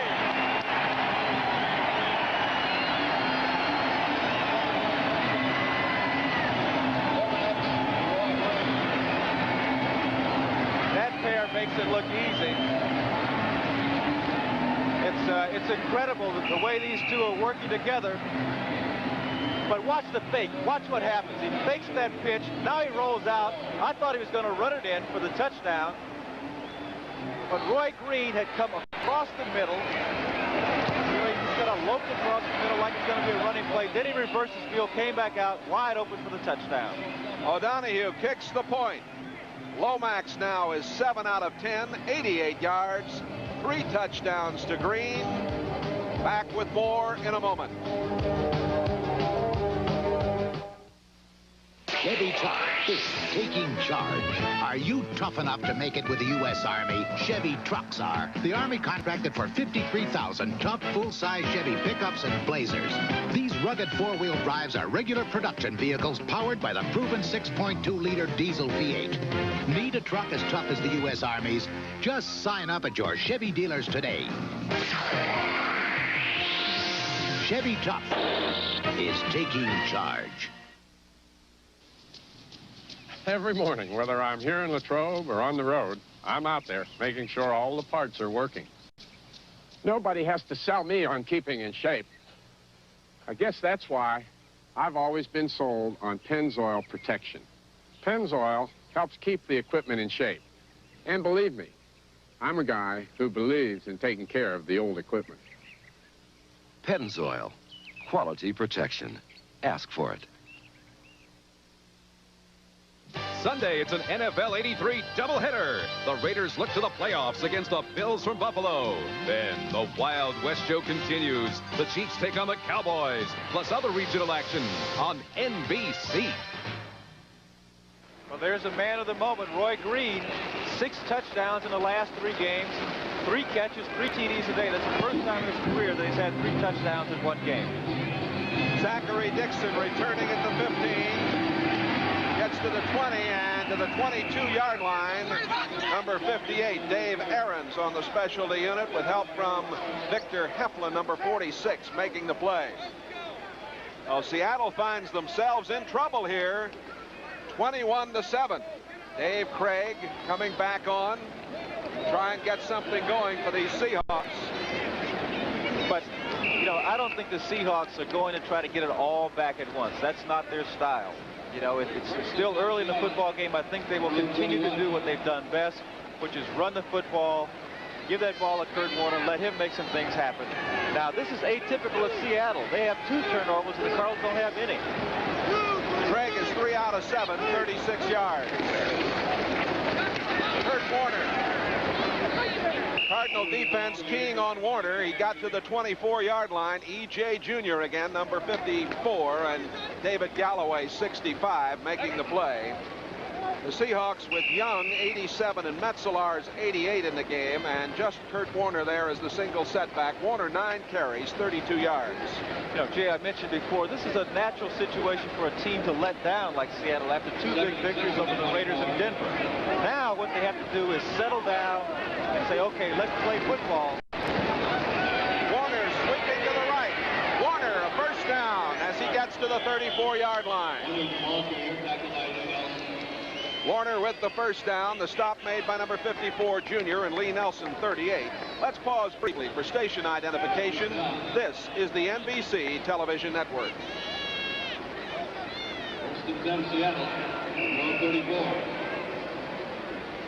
This is Jay Randolph. And along with Gene Washington, the action between Seattle and St. Louis coming your way from Busch Stadium in St. Louis, 21-7. The Cardinals lead it. First down from the 34-yard line for Seattle. 6 minutes to play, second quarter. Largent at the 40-yard line. Largent gliding in, going to his knees, timing that catch perfectly. He beat Benny Perrin, the free safety, but I don't know what Perrin could have done about this. There's nothing at all he could do about it. It was perfectly thrown ball. Largent broke to the middle. The ball was there on time. Nothing you can do about it. That's number 48 out there who plays pretty well. You know, he's a good man-to-man cover. That's Lionel Washington. Perrin coming over trying to help, but to no avail. Largent does it again. 26-yard pickup. Warner, penalty marker goes down. Warner got just about a yard on the play. Kurt Alderman, number 51, made the tackle for the Cardinals. And we'll see what the infraction is. The referee, Ben Dreith. Mentioned last Sunday, the Seahawks beat the Broncos 27-19. Warner rushed for a career high of 134 yards. The Cardinals lost at Washington 45-7. Chuck Knox was a great high school coach in Pennsylvania. There is Jim Hannafin. Played for Toronto at one time. Holding offense number 64. The call against Ron Essink, number 64, the 4-year veteran from Green Valley State. In this situation, it's 1st and 20. Seattle, oftentimes in this situation, instead of trying to get it all back, they might run a draw play or they might run the ball. They don't like to get in situations where they have to force and try to get a lot of yardage on one play. David Hughes in the backfield now. The throw down for Warner, and no call. Warner covered by E.J. Jr., and Warner having something to say to the official over there. He thought he was interfered with, but there was no flag, no call, and it'll be 2nd down. Well, he had E.J. Jr. out there covering him, and Jr. is very quick. He's got a lot of size. I thought it was going to be interference, too.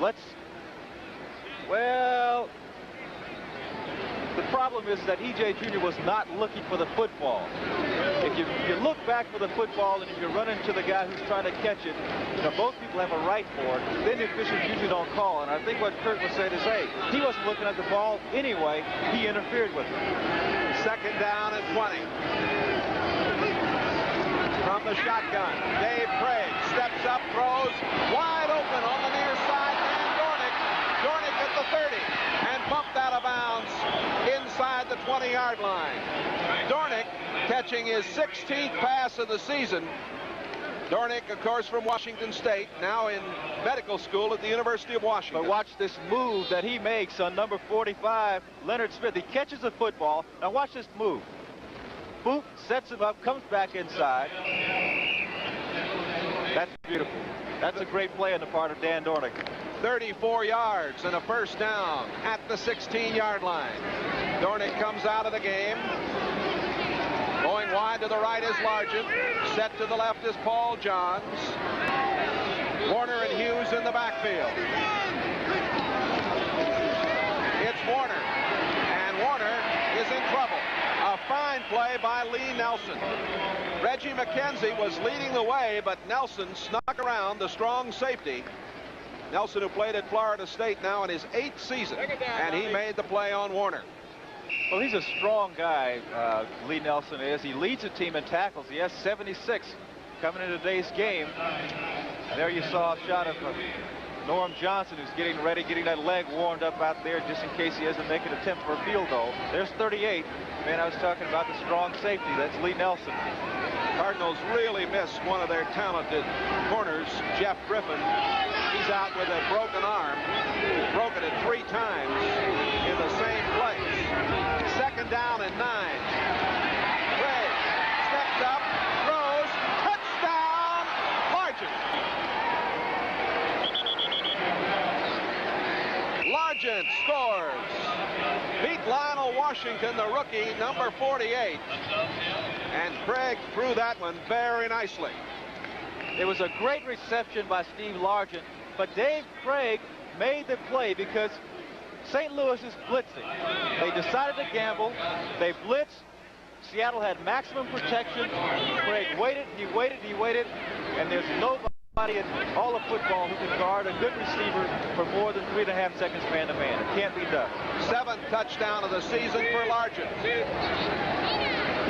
Johnson, the extra point. It's up, and it's good. So Seattle bounces back, getting the big play. The pass to Dornick, and then the touchdown to Steve Largent. That's Steve Largent's 7th touchdown of the season. Great catch. We'll be back in a moment. Most Air Express companies charge extra for delivery to out-of-the-way places. We don't. In fact, Federal Express can get your package to more places overnight than anybody. So if you have something that absolutely positively has to be somewhere, give us a call. Federal Express. Why fool around with anyone else? Chevrolet, taking charge. 4 years ago, we introduced Chevy Citation, and it became America's most popular front-drive car. But that wasn't good enough for the engineers. Since that time, they've improved its performance, improved its ride, improved its comfort. And after making so many engineering refinements, we made one more change. The name. Announcing Chevy Citation 2. Chevrolet. And you. Taking charge. Basketball is back with a rematch of the championship game. Houston's Spice Slamma Jamma battle the national champs, the Wolfpack of North Carolina State. The Hall of Fame tip-off classic on the home of great college basketball. NBC Sports. 4:18 left to play in the first half, and it's 21-14. Well, there's number 80. That's Steve Largent, the fellow who came up with that touchdown reception. Here's the kickoff coming down, and coming back with it is Randy Love. Love getting it out to the 23-yard line. Dornick, number 35, making the tackle. We're showing you these scores. No score between Buffalo and the Jets. Green Bay 17-0 over Minnesota. Kansas City leading Cincinnati 10-6. Breach has just kicked a 31-yard field goal. They're late in the second quarter. Philadelphia and Chicago are now 7-7. Cleveland leads Tampa Bay 10-0. They're just moving into the second quarter. Detroit 10, Houston 3, and Pittsburgh and Baltimore are just getting underway. 16. First and 10 from the 24-yard line. Anderson can't find much. Keith Butler coming from his inside linebacking spot, making the tackle. I'll tell you, those linebackers are going to have to be very active because Otis Anderson, you know, not only is he fast, but he's so strong. Here's a comparison. This is a rushing. Warner, 11 attempts, 42 yards. Anderson, 13 attempts, 68 yards. These are two of the best. Neil Lomax, number 2 draft pick in '81, the NCAA all-time passing and total offense leader when he played at Portland State. 7 out of 10, 88 yards, 3 touchdowns, all to Green. This went out to Anderson. Anderson up to the 30 and steps out of bounds at the 31-yard line. You got an idea of Anderson's speed on that play because he just flat outran Shelton Robinson, the linebacker. Robinson had a step on him. Now watch this. Anderson gets the ball. Watch this. Looks at him and just runs right by him. Now you watch him step out of bounds right here and not sacrifice himself. He's been criticized by the fans here in St. Louis for that. But the fans are not carrying the football. You're right. Thank you. 3rd down and 1. 3:20 left to play in the first half. Penalty marker down, and down goes Anderson. He slips, coming in number 53, Keith Butler again. Butler now at an inside linebacker spot, number 2 draft pick in '78 from Memphis State. Well, Jacob Green is saying that the Cardinals drew them offside. The officials are down there discussing it, but they say no. Ben Drythe indicates offside against the Seattle Seahawks. Well, there you can see number 72, the nose tackle in the middle. That's Joe Nash. He jumped. But Jacob Green says, hey, they pulled us off. Oh, Chuck Knox is hot. Boy, is he upset. Joe Nash is a real street fighter. There's the penalty yardage. Knox doing some heavy politicking over there. Lomax 8 of 11, 96 yards. 1st and 10 at the 37-yard line. Play action, going long. Roy Green got it. Touchdown, St. Louis. 4 touchdown Green.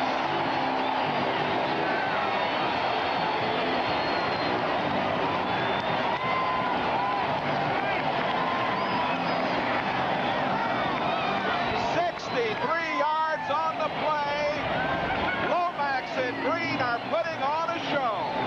But you're going to see that Green makes a great play because John Harris, the free safety, is there. But watch, he comes underneath the free safety. Look at 44. He's there. He's got the man covered, but he loses the ball. Roy Green comes back underneath for the touchdown, and that's why Neil Lomax had his hands on his helmet. He said, I don't believe it. He threw up a pass that should have been intercepted, but Roy Green turns it into a touchdown. O'Donoghue kicks the point. 4 touchdowns for Green. A personal record for him as we look again. 63-yard bomb. Touchdown, St. Louis.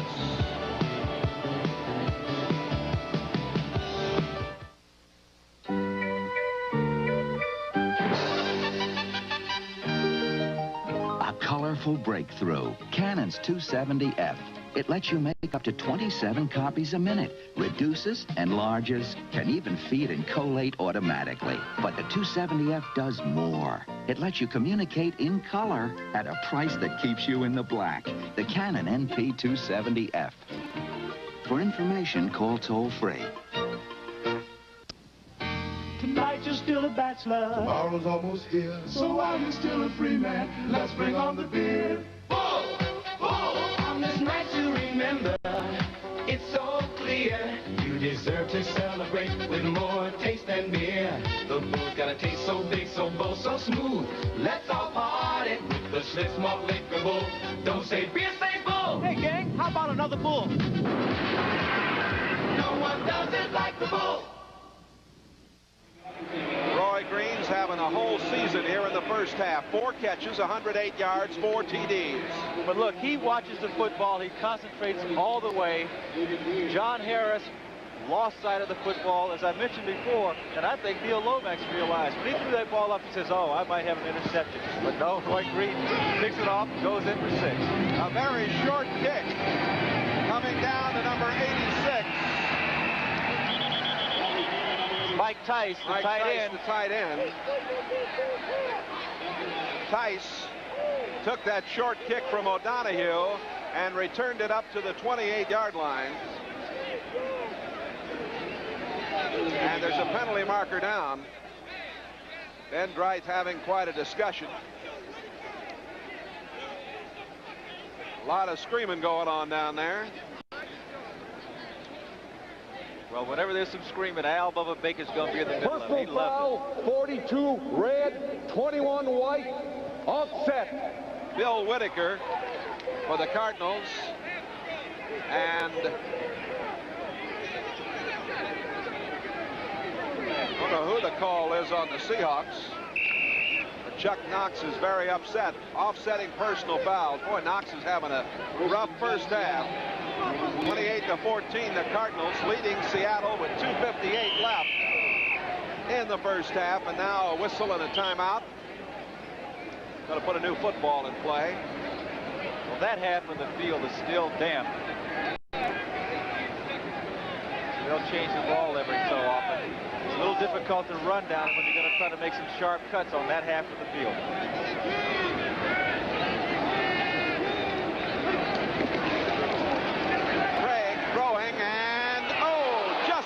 The outstretched hands, and they're going to get a call against Lionel Washington, the rookie. Largent almost came up with a catch. Interference against Lionel Washington, the rookie from Tulane. There he is, number 4 draft choice. Largent almost comes up with this catch. Defense, look at this. Pass interference, 48. He almost gets it. Down. It's well, they're discussing. That's number 48, Lionel Washington. And I think he's saying to his buddy out there, he says, well, where did I interfere with him? I think he must have felt he played it pretty well, but the ball is just shy of midfield. We have 2 minutes, 54 seconds left to go in this first half. 28-14, the Cardinals lead.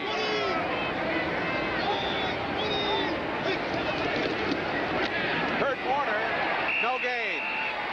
Warner was tripped up by Grooms, number 78. Also, David Galloway, number 65, was there. You know, Jay, we've seen Chuck Knox yelling and screaming on the sidelines, and I'm sure he has reason. He's justified.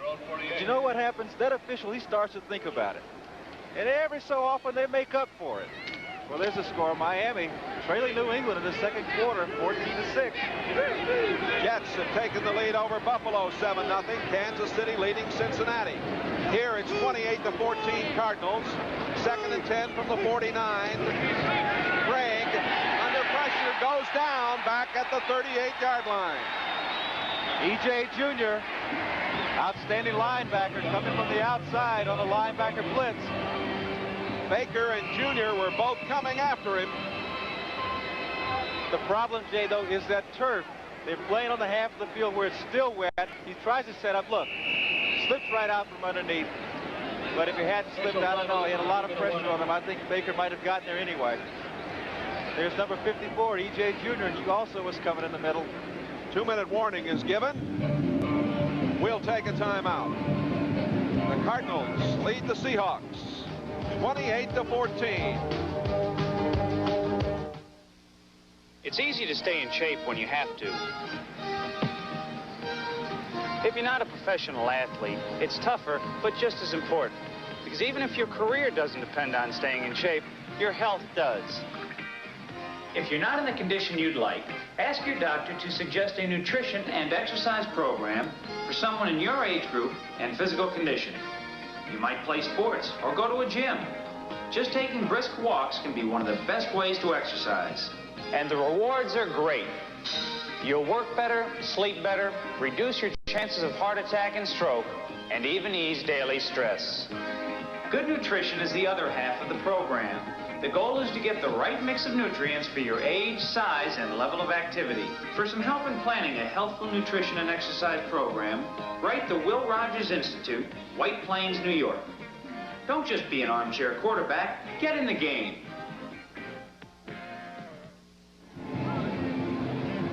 Preceding announcement was furnished as a public service for the National Football League. Next Sunday, join Len Berman. NFL 83 kicks it off. A doubleheader. 12:30 Eastern, the Raiders at Buffalo, and you see the other games there. Second half of our doubleheader features an interconference battle between the Chiefs and the Cowboys, or Seattle at Denver. Check your local listings for the games and times in your area. Johns, Walker, and Largent are all in there. 3rd and 20, out of the shotgun, Dave Craig.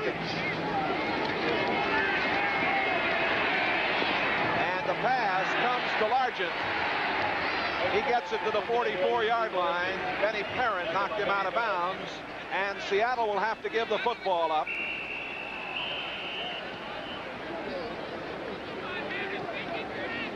Time stopped with 1:45 left to go in the first half. Cardinals took a timeout. Chuck Knox is still rather upset about the proceedings here in the first half. Neil Lomax has thrown 4 touchdown passes to Roy Green. 15 yards, 23 yards, 7 yards, and 63 yards. Jim Hannafin's Cardinals are leading 28-14. Makes chewing that gum a lot more pleasant, doesn't it? Next Sunday, the Cardinals will play the Chargers here in another interconference game that many of you will see on NBC. And the Seahawks will play the Broncos at Mile High Stadium in Denver. West to do the punting. 2 punts today, a 37-yard average. Steve Bird downfield. A high hanger, fair catch called for. Bird takes it in at the 20-yard line. 36-yard punt, and Neil Lomax has 1:38 with which to operate. Timeouts remaining. Cardinals have 2 and Seattle 3. Lomax having a brilliant first half. He and Green hooking up for 4 touchdowns. Green has put on some display. If you want to know how to play the position of wide receiver, get a tape of this football game and watch Mr. Green. It's been a clinic, and who should know better than the gentleman who just said that, Gene Washington. One of the best that ever caught a pass. Anderson hit by Jeff Bryant, number 77. Loss of about a half a yard on the play. You know, Jay, one thing that's interesting, you know who the receiving coach is for the Cardinals?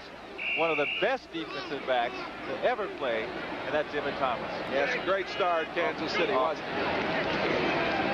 Lomax out to Anderson at the 20, 25, up to the 27-yard line.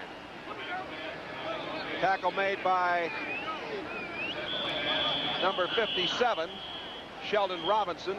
Good block by Bostic that time. Number 71, the right guard who came out. Clock stopped now with 1:02 remaining in this first half. Seattle took that time out with a minute, 2 seconds to go. It's third down. Their hope is that they can stop the Cardinals here and get a punt. You know, when they have Paul Johns returning punts, you never know what'll happen. So they still have an opportunity to get on the board if they can stop the Cardinals on this third down try. Anderson now with 67 yards in the first half on 14 carries. You'll remember at the top of the show, we took a look at Warner and Anderson and indicated they would be very important in this game. Well, this is a very safe, conservative play. I think the Cardinals don't want to turn the ball over in this situation. You know, Lomax dropped back, he looked downfield, but he had no intentions of throwing the ball downfield. He doesn't want to come up with an interception, and that's what you call a little quick screen out to the halfback. He gets one lineman out in front, throws the ball out to the halfback. It's just like a long handoff. Don't forget, coming up at halftime, NFL 83. We'll bring you up to date on what's happening around the National Football League. There's the rushing stats, Warner and Anderson. And it's 3rd and 3 from the 28.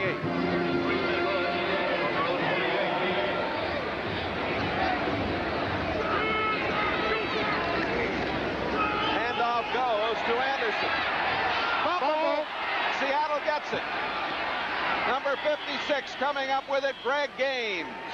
And the Cardinals turn it over, and there's still time for Seattle. 53 seconds left, and Seattle with 2 timeouts remaining.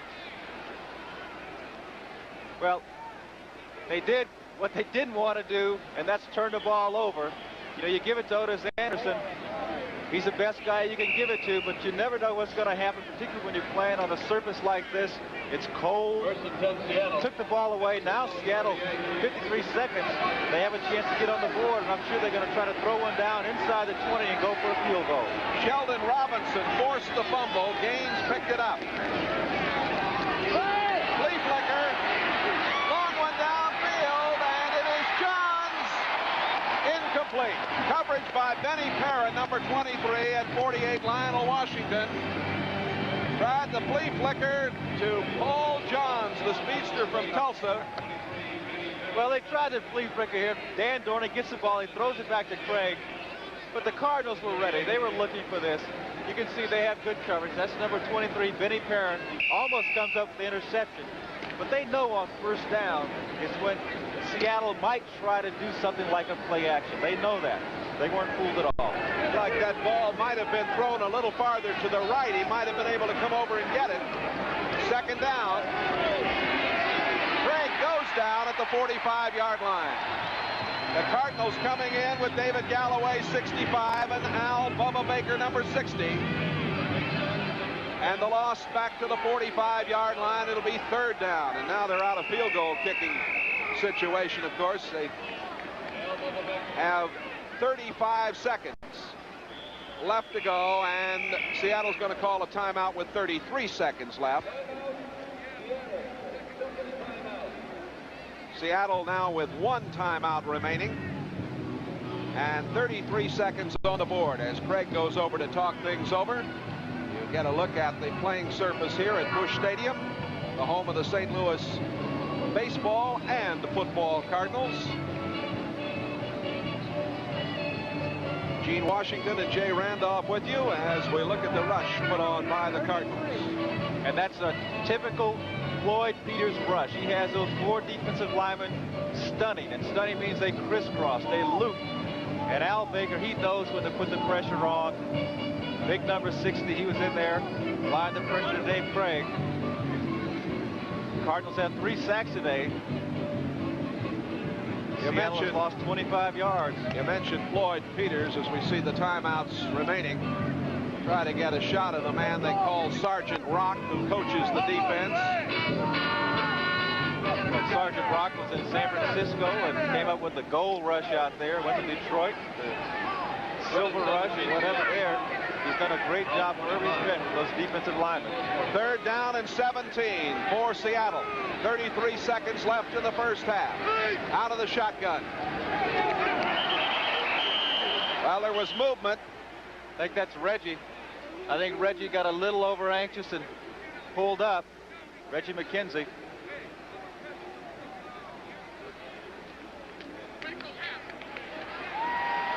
Cardinals were showing a blitz, and Reggie may have been the man.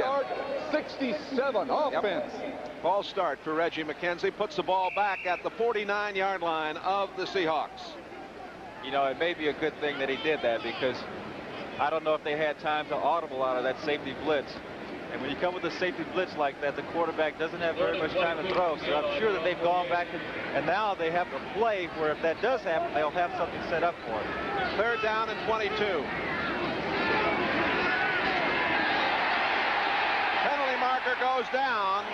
Craig slipped, tried to regain his footing and throw, but it was Curtis Greer, 75, and E.J. Jr., 54, coming in, and we may get a holding call tacked on here. Yeah, 64 offense holding, decline a penalty. Horse down. Charged with the holding call. There he is.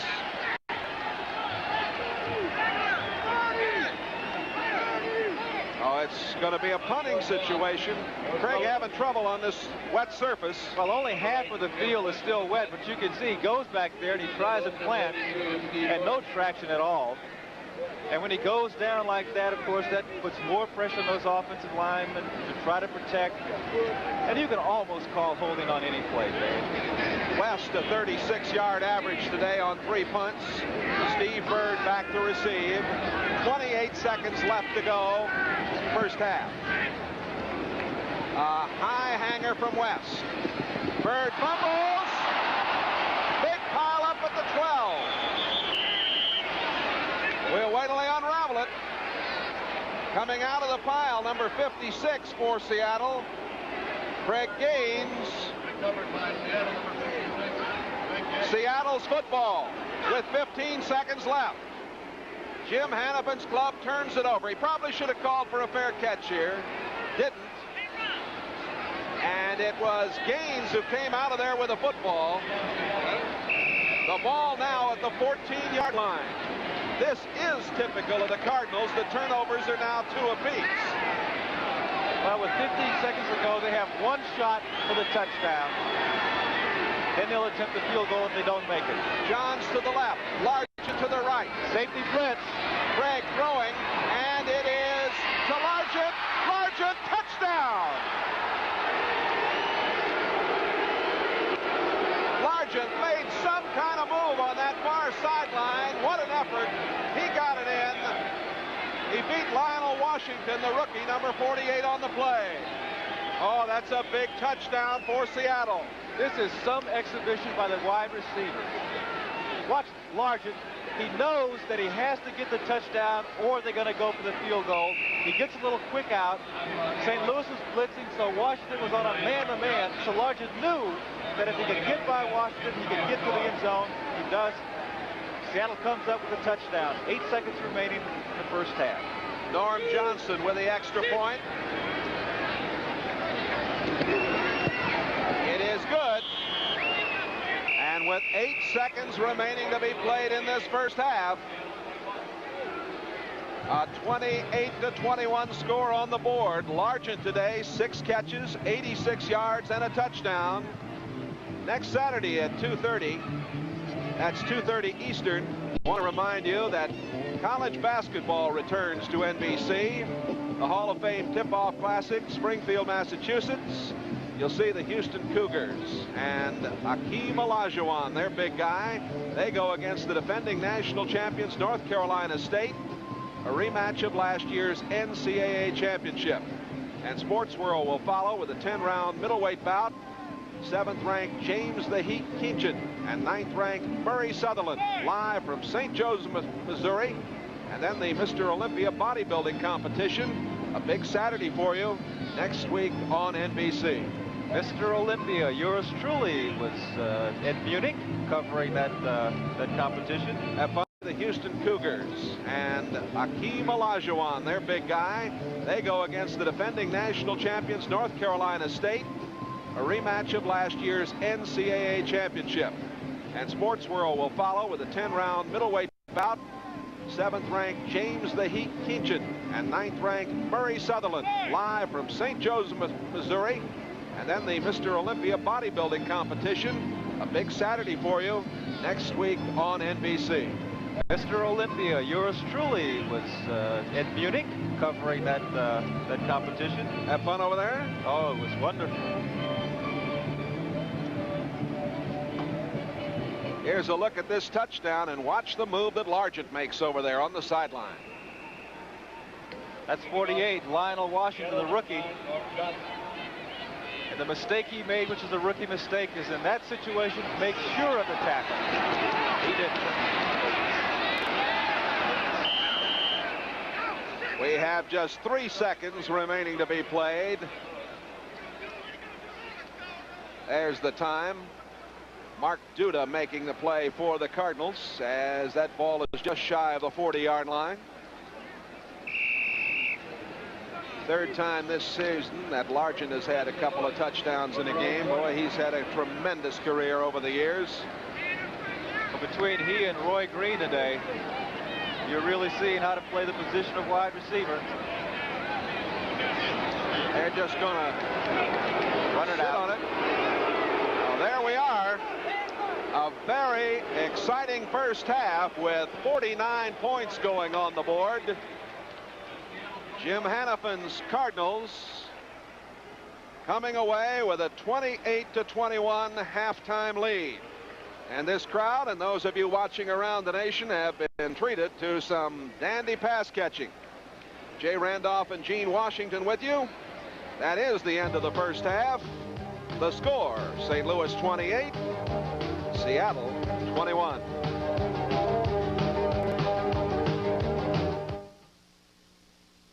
Whether you're out in the country or down in the town, there's a new way of living, and it's getting around. GMC, a truck you can live with. Whether you're taking your family or going alone, there's a great way to get there. Come on and make it your own. GMC, a truck you can live with. Pours to you the clean of it, pours to you the fresh of it, pours to you the best of it. The best of the Rockies is yours. The clean of the Rockies, the fresh of the Rockies, brewed the Coors way, natural and pure. Pours to you the clean of it, all night through the fresh of it. Rocky Mountain Gold, you got it. The best of the Rockies is yours. For the first time in his life, he's struggling, having a hard time in math. He needs help. He can get that help with the home computer from Texas Instruments. It has more educational cartridges than any other computer. They challenge, encourage, make learning fun. The home computer from Texas Instruments. It can give your child a head start in school that could last a lifetime.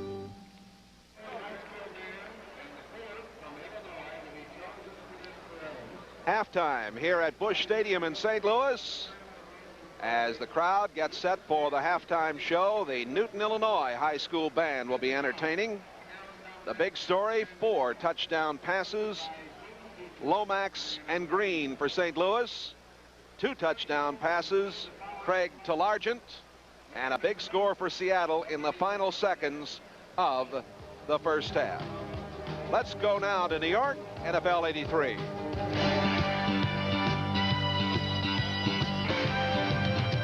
Welcome back to New York. Len Berman for NFL 83. What a shootout in St. Louis. Roy Green, the 4 touchdowns. The record for a receiver in a game is 5. Bob Shaw of the Chicago Cardinals and Kellen Winslow. So we'll look for that in the second half. The record in a game touchdowns, 6. Roy Green with 4. Let's hit the scoreboard. Lots of action in the AFC East. New England ahead of first place Miami. They've held the Dolphins without a touchdown. 14-6, Sullivan Stadium in Foxborough. First sellout there in 2 years. Steve Grogan, quarterback sneak, long drive. First time the Patriots had the ball, and New England was up 7-0.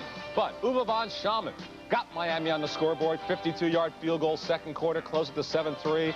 But Tony Collins, the short run, takes it across. He's in. Tony Collins having a terrific year. Second leading rusher, AFC East. He may be #1 in post-touchdown celebrations. Go get him, Tony Collins. New England ahead of first place Miami, 14-6 at halftime. Elsewhere at halftime, a surprise. The Jets, 14-0 over Buffalo. They're playing at Shea Stadium. You need a stadium for rent. Remember, Jets are going to New Jersey. You need a stadium, go to Shea. Fake field goal try by Buffalo. Matt Kofler throwing for Tony Hunter. Knocked away by John Woodring. That knocked away the try by Buffalo. The Jets, Richard Todd having a poor year. Here's why. The bump. There's the interception by Chris Keating. 17-yard return. But again, Buffalo could not capitalize on that. And here's where Joe Ferguson really got into trouble. Bad throw here. Wide open to the green shirt. That's Johnny Lynn for the Jets. 42 yards. He streaks down the sideline. Jets in surprising fashion staying alive. 14-0 over Buffalo, second quarter. Here's a surprising score. 19-0 Green Bay over first place Minnesota at halftime. Kansas City and Cincinnati elsewhere in the state of Missouri. They're at halftime. And the Chiefs are on the war dance. Cincinnati did have a 3-game winning streak, but Bill Kenny for Kansas City rolls out. Nobody's there. Beautiful call by Kenny. And that's the story. The only touchdown, 13-6, KC over Cincy. And Chicago's just scored. They lead Philadelphia 14-7 at halftime. Now, Bill McAtee, more scores and highlights. All right, Lenny, you folks watching the game at Bush Memorial Stadium are getting to watch some wide-open football. Right now, they are at the half, as you know. It is 28-21. St. Louis leads the ball game. What a day for Roy Green. 4 touchdown passes from Neil Lomax. Chuck Knox was concerned about his defense coming in. They were ranked last in the AFC, but it was the special teams that gave Seattle their first touchdown. Zachary Dixon, number 31, picked up on waivers from Baltimore. He picks up some blockers up the left sidelines. 94 yards for a touchdown. First kickoff return for a touchdown ever in Seattle. But then Neil Lomax went to work. Second quarter, 23-yard touchdown pass to Roy Green, who makes a nice corner move here. 14-7, St. Louis led it. Then a little bit later in the second quarter, Lomax would throw 3 touchdown passes in that period to Roy Green. 7 yards, Lomax scrambles. 10th touchdown pass of the year for Green. And late in the second period, Lomax threw that 66-yarder to Roy Green, but Dave Craig came back to throw the second touchdown pass of the day to Steve Largent. 28-21 St. Louis. That's where they are at the half. Now, Cleveland and Tampa Bay, the Browns 5-5, leave the 1-9 Buccaneers by a score of 10-0 in the third period. Detroit and Houston all tied up down in the Astrodome. Pittsburgh leads Baltimore by a score of 7-3. Walter Abercrombie, an 11-yard touchdown run for the Steelers. Now, Ahmad Rashad, what happens when a receiver and a quarterback get hot like Lomax and Roy Green today, and also Dave Craig and Steve Largent? Well, in Lomax and Green's case, they score 4 touchdowns in the first half.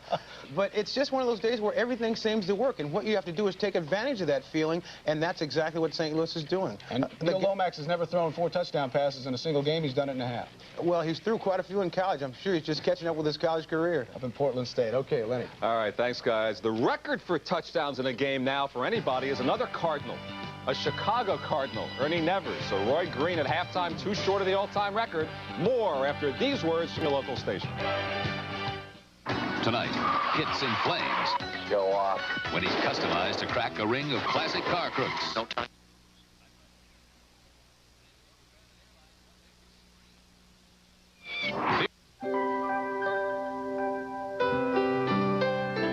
Drive. Making the most of everything you have to reach your goals. At Dane Bosworth, every resource we have is committed to one goal: performance.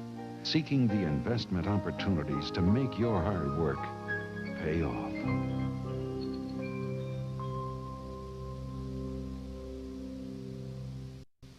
Tired of those high fuel prices?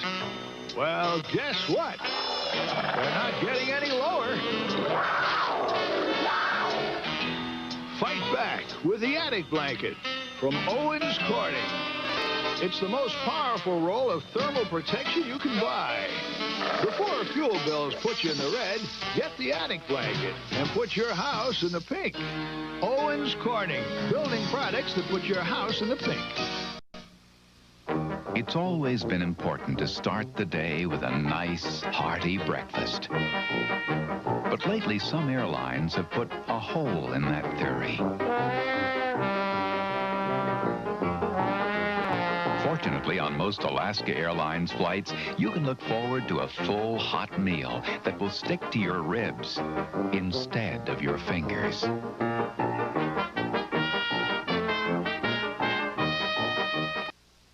Aaron Brown, King 5 News at 5 and 11.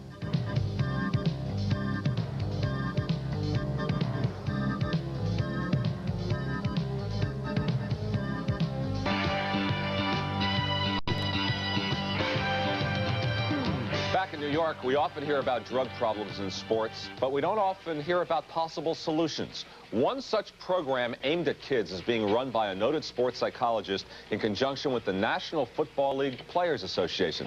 This program is called Super Teams. Here's a look. The target, schoolboy athletes. The program started this fall in Johnson City, New York, with 54 high school football players. The message, drugs and alcohol are not socially acceptable. Why target young athletes? We felt that the athletes were the most influential groups and had a great impact upon all youngsters within the school community. And if they could learn to say no and impact the other students, we could change the norms within that school and within the nation as well.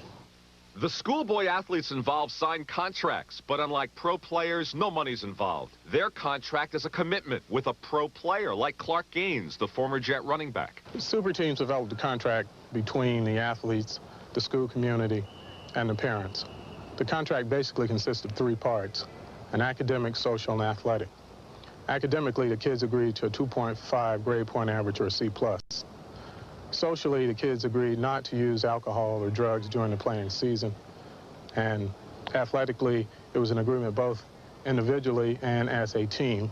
Now that the program has run full cycle, it's deemed successful. Both the athletes and parents have noticed the changes, but like anything else in life, it has been difficult at times. We took a lot of peer pressure from the kids.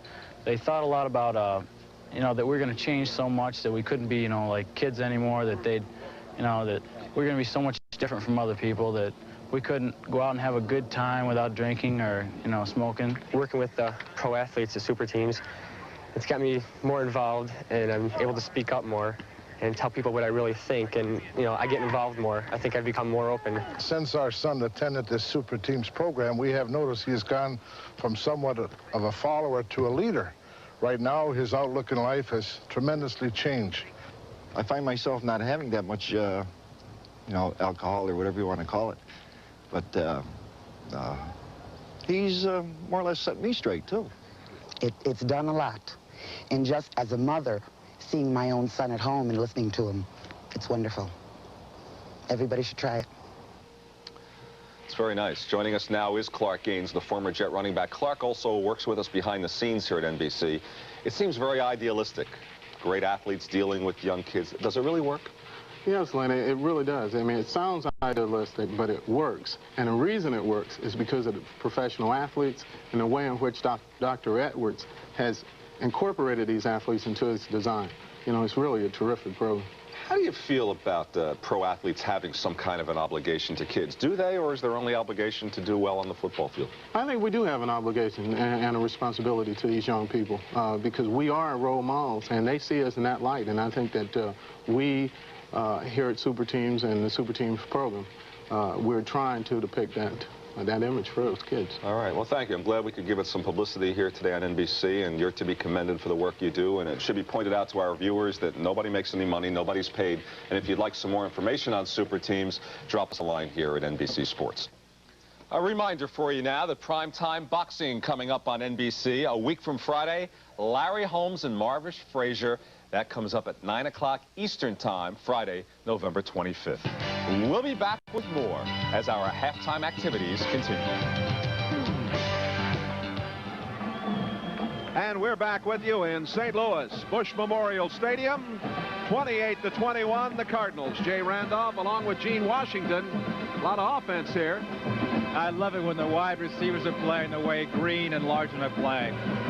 There we're going to see, watch this, Largent, he takes advantage of the rookie, slips inside, he knows that they're in the blitz. Once he gets past him, gets into the end zone for 6 points. Outstanding. Now this fellow, Roy Green, 4 touchdowns. The concentration on this play is fantastic. Look at this, he concentrates all the way. John Harris loses the football. Roy Green takes it in for his 4th. And we'll be back with more after these messages from your local station. The RCA SelectaVision Video Monitor is a high-performance television and more. It's designed to get the most from your video components. Video cassette recorders, video disc players, and even your stereo. Simply plug in for a better picture and true stereo sound. The RCA SelectaVision Video Monitor. Quite simply, incredible. See your RCA dealer for special values through December 24th. We won ourselves a lion, let's all give a cheer and celebrate with a nice cold beer. Bull! Bull!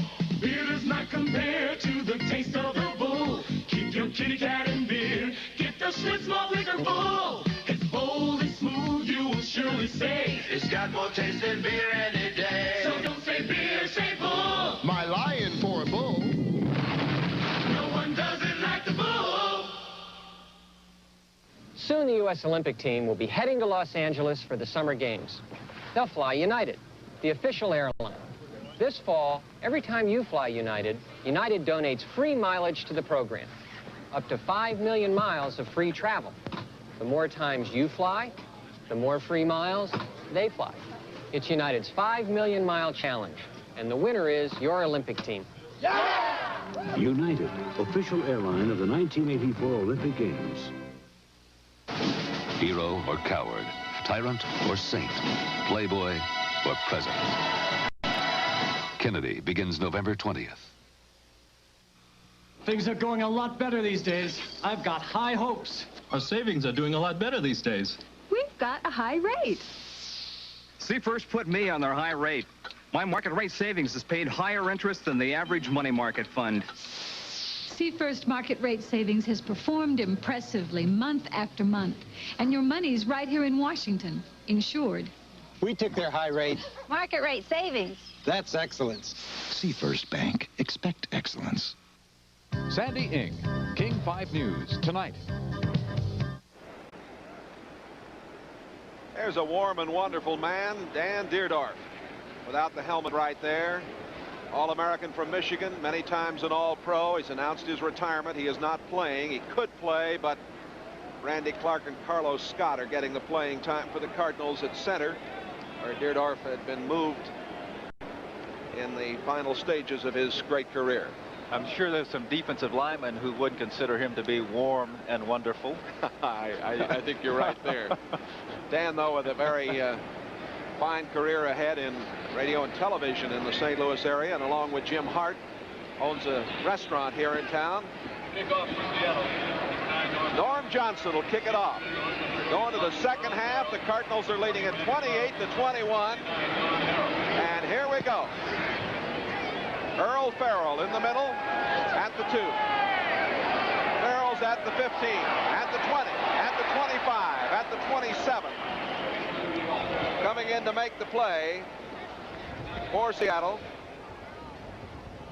Kerry Justin. And Lomax will start at quarterback. Should mention that Paul Moyer now is playing the strong safety for the Seahawks. Moyer's been in there for most of the game. Easley has played on the specialty units. Suffering from that toe injury, commonly referred to as turf toe, and as you mentioned before, hasn't practiced in a couple of weeks, but did play in last week's game. Otis Anderson, the single setback behind Lomax, and he's got the football. And he gets up to the 32-yard line. Lomax handing it off to Anderson, and Jeff Bryant, 77, on the tackle. The Cardinals have Randy Clark at center. Bostic and Steve are at the guards, and Sharp and Robbins are at the tackles. Number 67, Luis Sharp, born in Cuba, academic All-American at UCLA. Quite a player. You'll be watching him as we look to Neil Lomax out of Portland State. Anderson now 76 yards on 16 carries. Second down and 5. Marsh going in motion. Lomax throws back to LaFleur, the tight end. And LaFleur bumped out of bounds short of a first down at the 36-yard line. Greg Gaines, number 56, having a fine game. The right outside linebacker made the play with Dave Brown, number 22. It is Green and Bryant at the ends. Robinson and Butler in the middle. Schultz and Gaines outside. Nash, 72, the nose man. Justin and Brown are at the corners. And Moyer and Harris at the safety spots. Third down, 1.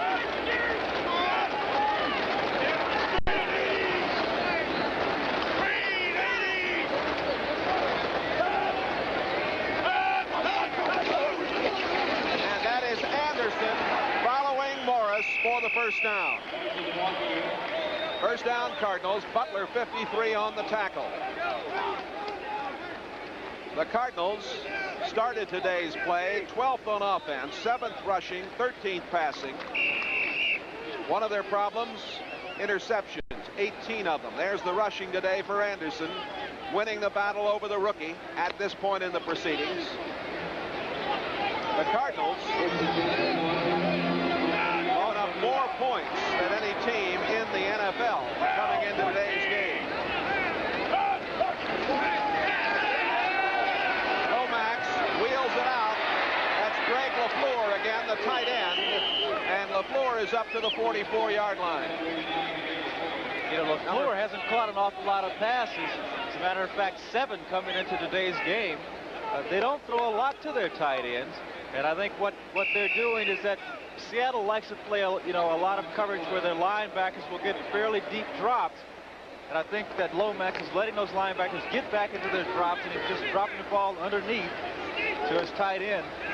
In this case, it was Greg LaFleur. The other one is a big, tough guy. He's up and down. That's Doug Marsh. Second down and 5 from the 44.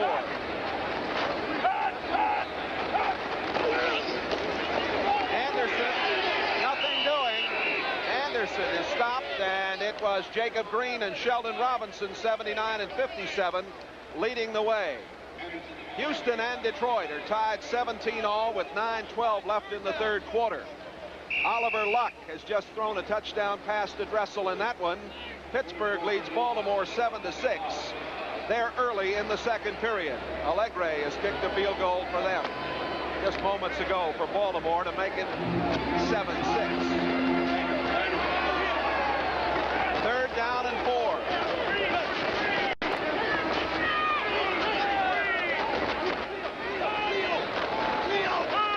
Anderson coming in motion.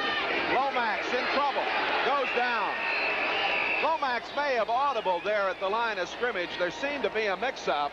Jacob Green played it well, along with Jeff Bryant, 77. And Mark Hicks, number 63, the linebacker, is going to come from the outside. Watch, he'll come right in there. There he is, 63. He comes in and he finishes him off, along with 79, Jacob Green. And, Jay, I think you were right. Neil did see something he didn't expect, and he tried to audible out, but he wisely held on to the football. He didn't put it up for grabs. Carl Birdsong, picked up on waivers from Buffalo by the Cardinals. Third-year man, doing an excellent job punting.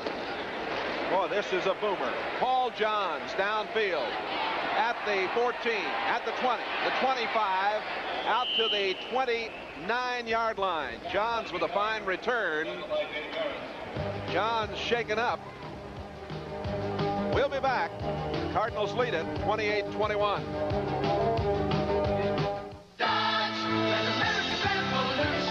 There is a revolution on the American road, an automotive revolution led by Dodge. The latest evidence, Dodge Daytona Turbo Z.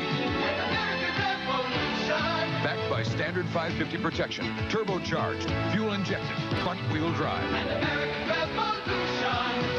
the fantastically balanced, performance-bred Dodge Daytona Turbo Z. We are Dodge Revolution.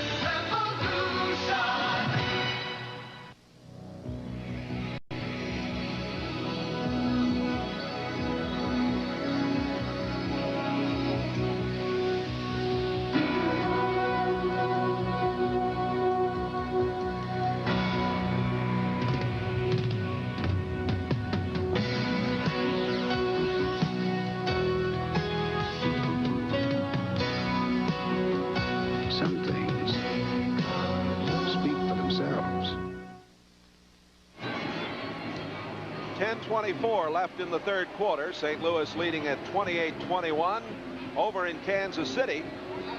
13-9. The Chiefs of John Mackovic leading Cincinnati. Breach has just kicked a 23-yard field goal. 10:14 left in the third quarter there. Seahawks. Craig at quarterback. Warner and Hughes in the backfield. Johns and Largent the wide receivers. Young the tight end. First down from the 29. Warner stopped for no gain. Groom 78 again making a fine play. And as they unravel it, we'll take a look at number 78 and there. That's the lowest Grooms. Yeah, here are the first half statistics, Gene. Well, you can see the Seahawks only 43 yards rushed in the first half compared to 108 for the Cardinals. Passing, again, the Seahawks trail only 97 yards. The Cardinals 167. Turnovers, they're even up 2-2. Time of possession, they're fairly close. The injured player is Eloy Grooms, the 9-year veteran. And while he's being attended to, we'll take time out. The Cardinals lead the Seahawks. Here comes the all-time favorite on a sesame seed bun. He's McDonald's Big Mac. He's always been number one. The leader of the pack. McDonald's Great Big Mac. 2 pure beef patties, lettuce, pickles going in. Special sauces a hit. Gotta give him a spin. Mellow cheese melting down. He's at the top of the charts. All over town. Leader of the pack. Big Mac. McDonald's and you. There's only one thing you can really call small about the Dodge Ram 50. The price. We are Dodge. There's so much that's big, like standard payload, 1,630 pounds, larger than any top-selling small pickup. And performance, more horsepower than the base Ford Ranger or Chevy S10. Dodge Ram 50 doesn't look or act like America's lowest priced truck. We are Dodge. Now get up to $1,000 cash back on 83 models.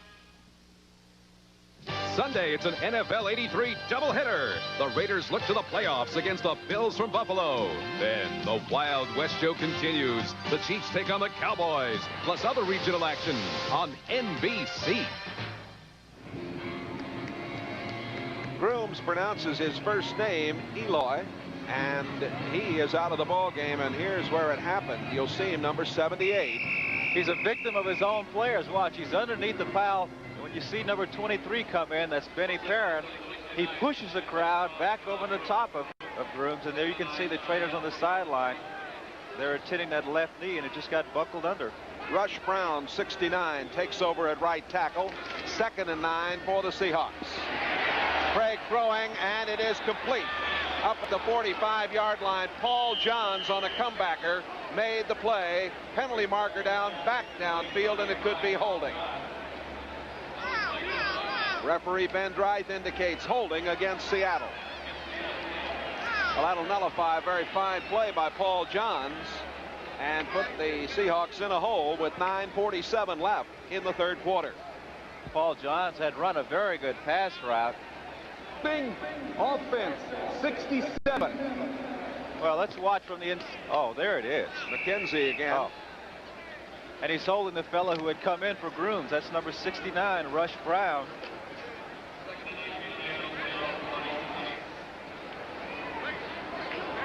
Second down, 19. Dornick now in the backfield. Number 33. The give goes to Warner. And Warner is bumped down as he got across the 25-yard line. E.J. Jr. 54 and Lee Nelson 38 making the play against Warner. The word on Eloy Grooms is a strained left knee, and we have no word yet as to whether he might return to the ball game. Well, Harold Jackson has just checked into the game for the Seahawks, replacing Kurt Warner. They'll go into their spread formation probably. 3 wide receivers, 4 wide receivers. There's Harold out of Jackson State. 3rd and 13. Craig goes down, and it was David Galloway, number 65. Galloway, who played at Florida, he was a defensive end in college, number 2 draft pick, the 5th sack for the Cardinals. And there you can see he was going over and giving number 75, Curtis Greer, a hug, because when those guys get sacks, it's usually a result of coordination. And Floyd Peters loves to run those stunts where he has his defensive lineman. You know, one guy will loop outside and the other guy will come inside, and they keep changing it around. It makes it difficult for the offensive line to block. Jeff West punting for Seattle. Another high hanger, fair catch called for, and gathered in at the 42-yard line. And the fans applaud because, of course, the Cardinals turned one of those over earlier. That was Willard Harrell back there taking the punt. 8 minutes, 19 seconds remaining to be played in the 3rd quarter here in St. Louis. The Cardinals lead it 28-21.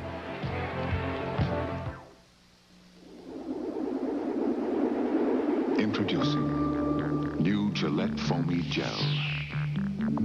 The gel that gives you more than any other gel. More lubricants. Better beard setup. More lubricants. Smooth takeoff. More lubricants. For the closeness and comfort you want in a shave, get new Gillette Foamy Gel. The gel that gives you more. Working hard when the pressure's on could mean perspiration odor. Right Guard antiperspirant helps stop wetness better than the leading spray, as it kills the bacteria that can cause perspiration odor.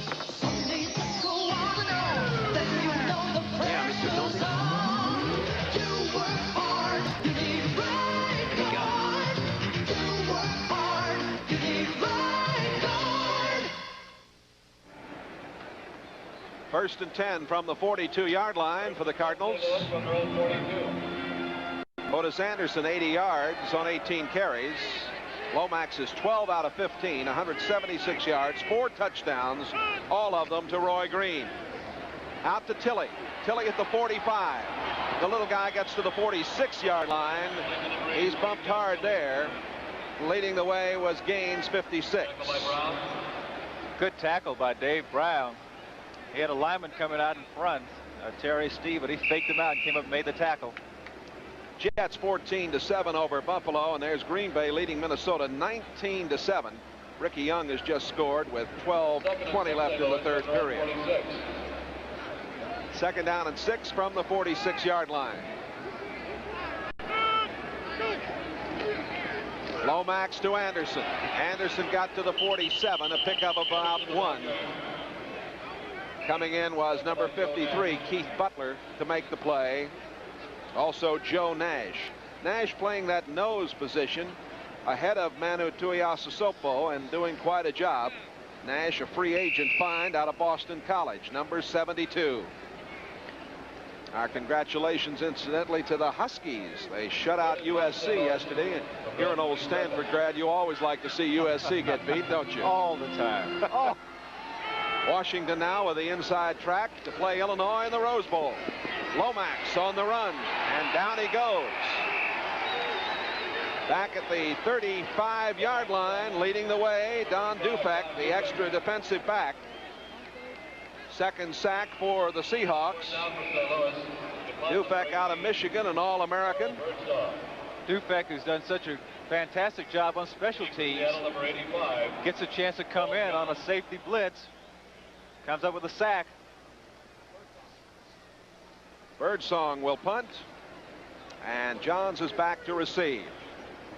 Easley is in the game now as a short man. 3 punts, a 43-yard average today for Birdsong. Johns is going to let it go inside the 20, inside the 15, and a penalty marker goes down as the ball is down at the 13-yard line, and there is some shoving and some battling there.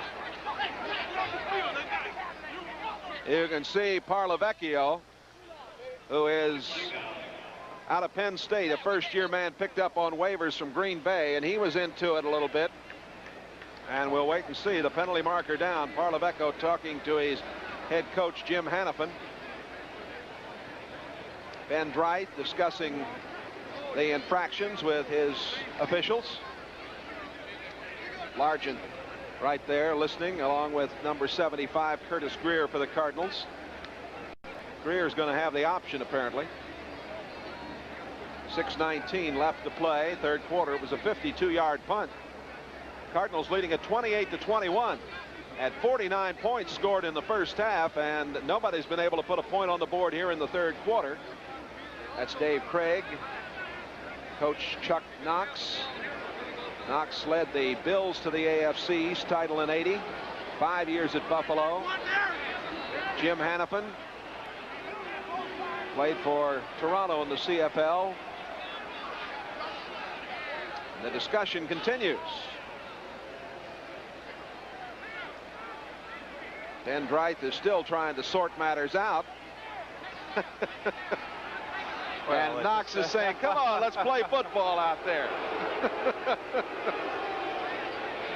Knox is rather amused by the whole thing. Here's what caused it. There was Parlavecchio really got hot at somebody, and of course we don't know what that somebody did to make him that hot. Kicking team had a man downfield. The receiving team had a block in the back. We're going to play it over. Well, scratch the punt, and Jim Hannafin says, what? There's Dan Deerdorf, the veteran. Chuck Knox. Chuck was a great star at Little Juniata, Pennsylvania College. 101 wins, 62 losses, and a tie coming in his professional coaching career to today's action. The ball is going to go back to the 36-yard line, and Birdsong will punt it again.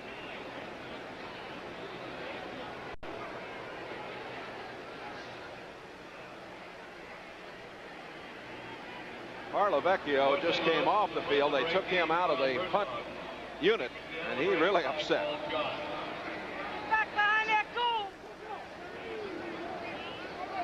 Johns downfield, and this is a boomer.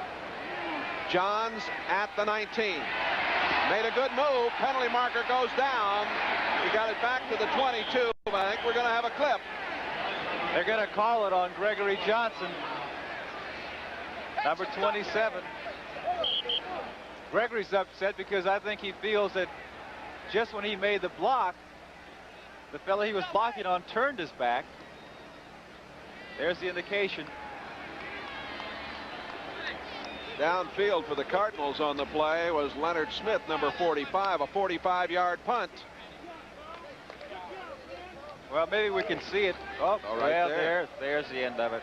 Actually, I think what happened is that Gregory Johnson didn't necessarily block him. He just put his hand out. In the back, receiving team number 27.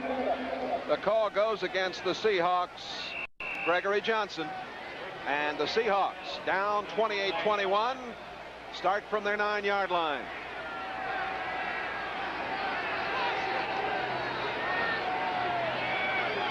Wide receiver set to the near side of the field. Craig may have called an audible here. He gives it to Warner. Warner busts it up over the 15 to the 19-yard line. Stop made by Lee Nelson, number 38. Kansas City now leading Cincinnati 20-9. Kenny has hit Scott on a 21-yard touchdown pass. They're in the third quarter with 4 minutes left. Philadelphia and Chicago 14-all. Jaworski to Woodruff for a 5-yard touchdown pass. 6.5 to play in the third. Houston leads Detroit 24-17, and they are early in the third quarter. Houston may be going to win their first game. Here's the measurement. And it is a first down for the Seattle Seahawks. 5:50 left to play in the third quarter. Cardinals lead at 28-21. Seattle 6-4 coming into today's game. The Cardinals 6-1. Warner 59 yards, 15 carries. Seattle from their own 19-yard line. Kurt Warner the single setback. Wide receiver set to the left. Warner cuts it back in the middle. And Warner gets to the 25. Let's go to New York now. NFL 83 and an update. Thank you, Jay Randolph. You mentioned this touchdown pass a moment ago. Thought you'd like to take a look at it. Bill Kenny, a quarterback for the Chiefs. There he goes into the shadows to Willie Scott. He's got it. 20-9 Chiefs, third quarter. Back to you, Jay. Thank you, Len Berman. You and the crew doing a great job updating us on the actions all afternoon. John Makovic's offensive line doing a good job protecting Kenny over there at Kansas City. And he's been more effective, of course.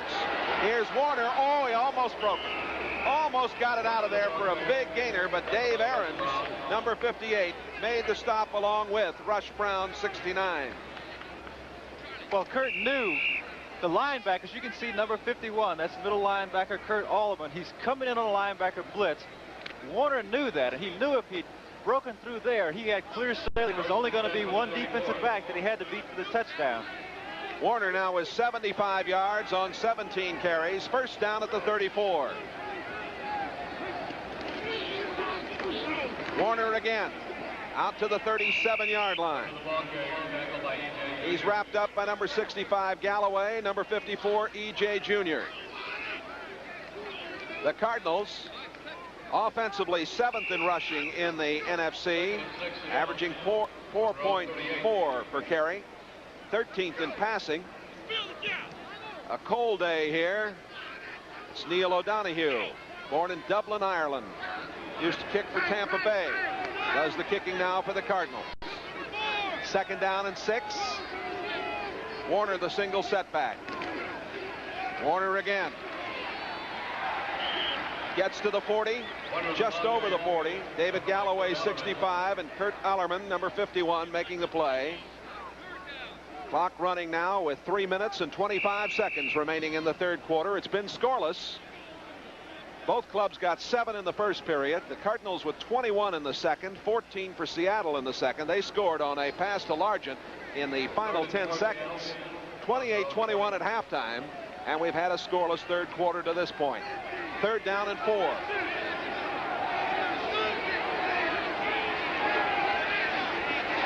Craig under pressure throws, and it is complete for a first down. That's Charlie Young. Young, the tight end, took it. Was stopped immediately by Charlie Baker, number 52. Young, of course, a free agent, played for San Francisco. He also played for Philadelphia, also played for the Rams. He's been around. He's been around, but I'll tell you, they're fortunate to have him in Seattle. He's a great leader. 21 receptions, 283 yards, 1 touchdown. But I tell you, when he speaks, the young guys listen because they know here's a guy. You know, he's done it on the field. He works hard, studies late, always has film.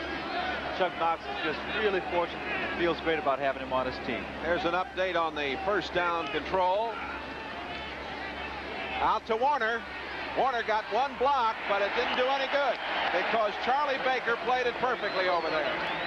Baker, number 52, played on the right side last year. He's the left linebacker today, number 52, number 3 draft choice in his 4th year out of New Mexico. He avoided that block by Edwin Bailey, number 65, and I think Bailey felt he had him in his sights, but Baker gave him a leg, took it away, made the tackle.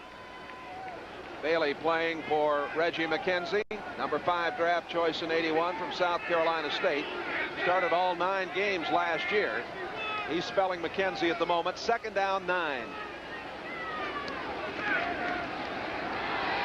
Craig going for Largent, and he couldn't hold it.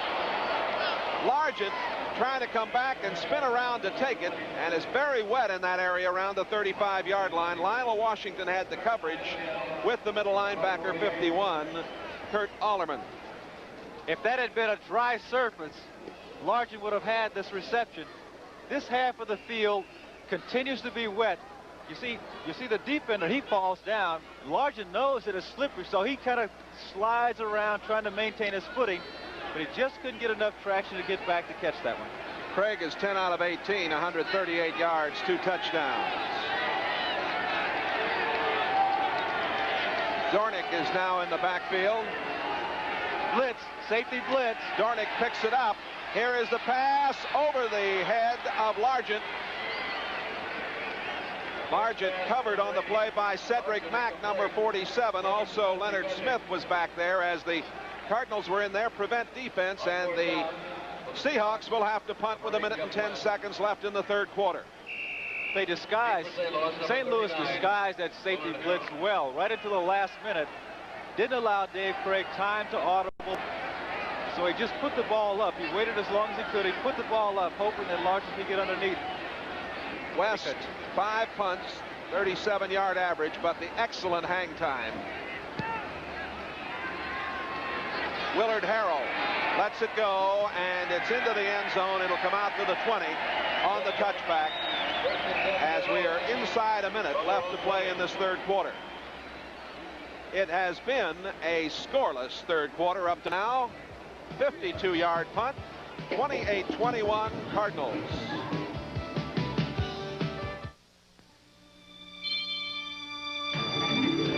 Televideo personal computers equip the professional for success. Because Televideo's innovative design produces powerful, sensibly priced computers that communicate with one another and grow as rapidly as you do. Televideo, personal computers that equip you to attain that most coveted objective, a business boom. Televideo, personal computers.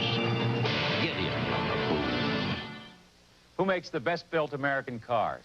Based on National Highway Traffic Safety recall data over the last 2 years, Chrysler does, because Chrysler had the lowest % of recalls. And only Chrysler has the confidence to back the cars it builds for 5 years or 50,000 miles, with protection on the engine, powertrain, and against outer body rust-through. Based on recalls alone, Chrysler makes the best-built American cars, and with 550 protection, they're not only the best built, they're the best backed. At Shea Stadium, it's all tied up now. Buffalo and the Jets. Here's how. 3rd and goal for the 19. Joe Ferguson fires. He has Byron Franklin in the end zone. It's tied 14 apiece. Back to St. Louis now. Back in St. Louis, Jay Randolph and Gene Washington with you. The Cardinals operate from their own 20-yard line. You can see that shady part of the field. That's where it's wet.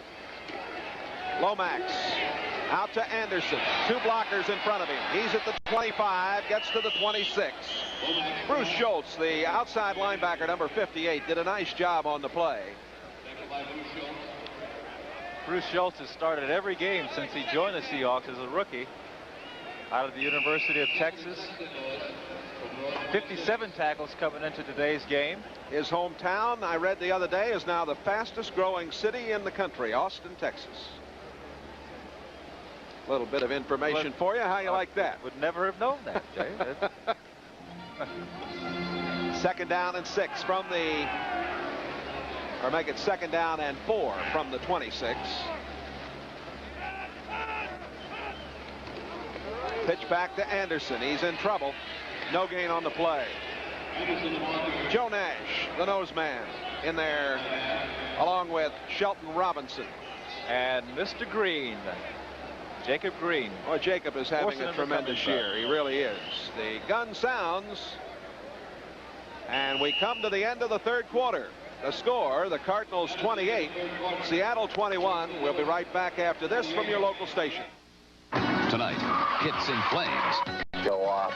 When he's customized to crack a ring of classic car crooks. No time to lose. Knight Rider. Men to overcrowded airlines want to make you scream. Fear of flying gets you down. Don't delay. Make your reservations for airplanes tonight. There is a special feeling in Oldsmobile. What makes the new Olds Forenza a whole lot of fun to drive? A whole lot of things. Forenza offers front-wheel drive, an available 5-speed and overhead cam engine, and handling as sporty as its name. But what makes this fun-to-drive car special is that it's an Oldsmobile. So it's not only fun to drive, it's fun to arrive. There is a special feel in an Oldsmobile.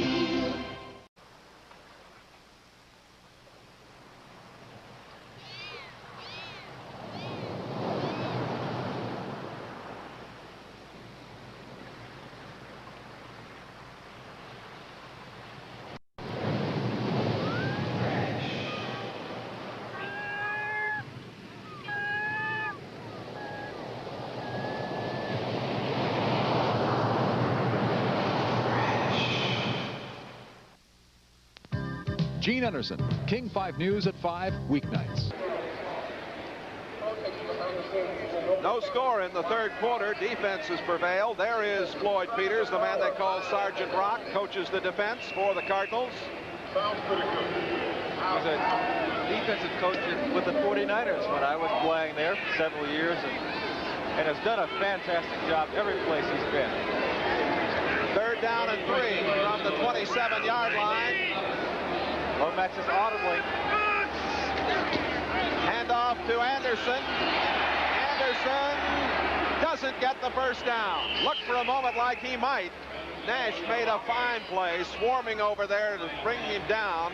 As you mentioned, out of the shotgun, Lomax audible decided to give it off to Anderson. They don't get the first down, and the Cardinals have to punt here in the opening moments of the fourth quarter. Seattle's going to get this ball in fairly good field position. Paul Johns is back there. Of course, what they would love to do is to be able to get this ball and get off that wet half of the field. Johns is on the wet portion, down at the 30. Carl Birdsong to do the punting. Rush. He gets it away. Fair catch at the 30. So the Seahawks are going to have it in pretty good shape. When we come back, it was a 41-yard punt. The Cardinals lead it 28-21.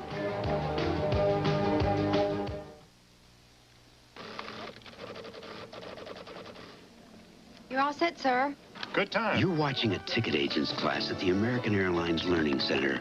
Here we taught Debbie Bridges the fastest way to get you through the airport with our one-stop check-in. Now she can give you boarding passes for all your flights at once. Here, let me. But some things we didn't have to teach her. Now smile.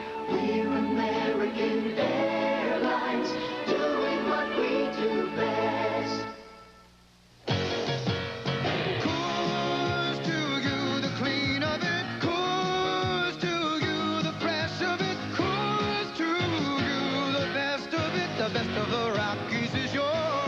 The Rockies, the fresh of the Rockies. Brewed the Coors way, natural and pure. Coors to you, the clean of it, all night through, the fresh of it. Rocky Mountain Gold, you got it.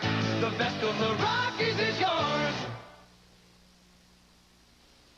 Monday, will Boone's family be disgraced when a prank backfires and could ruin his future? I'm afraid I'll have to suspend the boys. But that means Boone won't graduate. Monday. Jay Randolph and Gene Washington with you. A scoreless third quarter. I did the Cardinal preseason games. You did the Seattle preseason games. This is kind of fun for us today.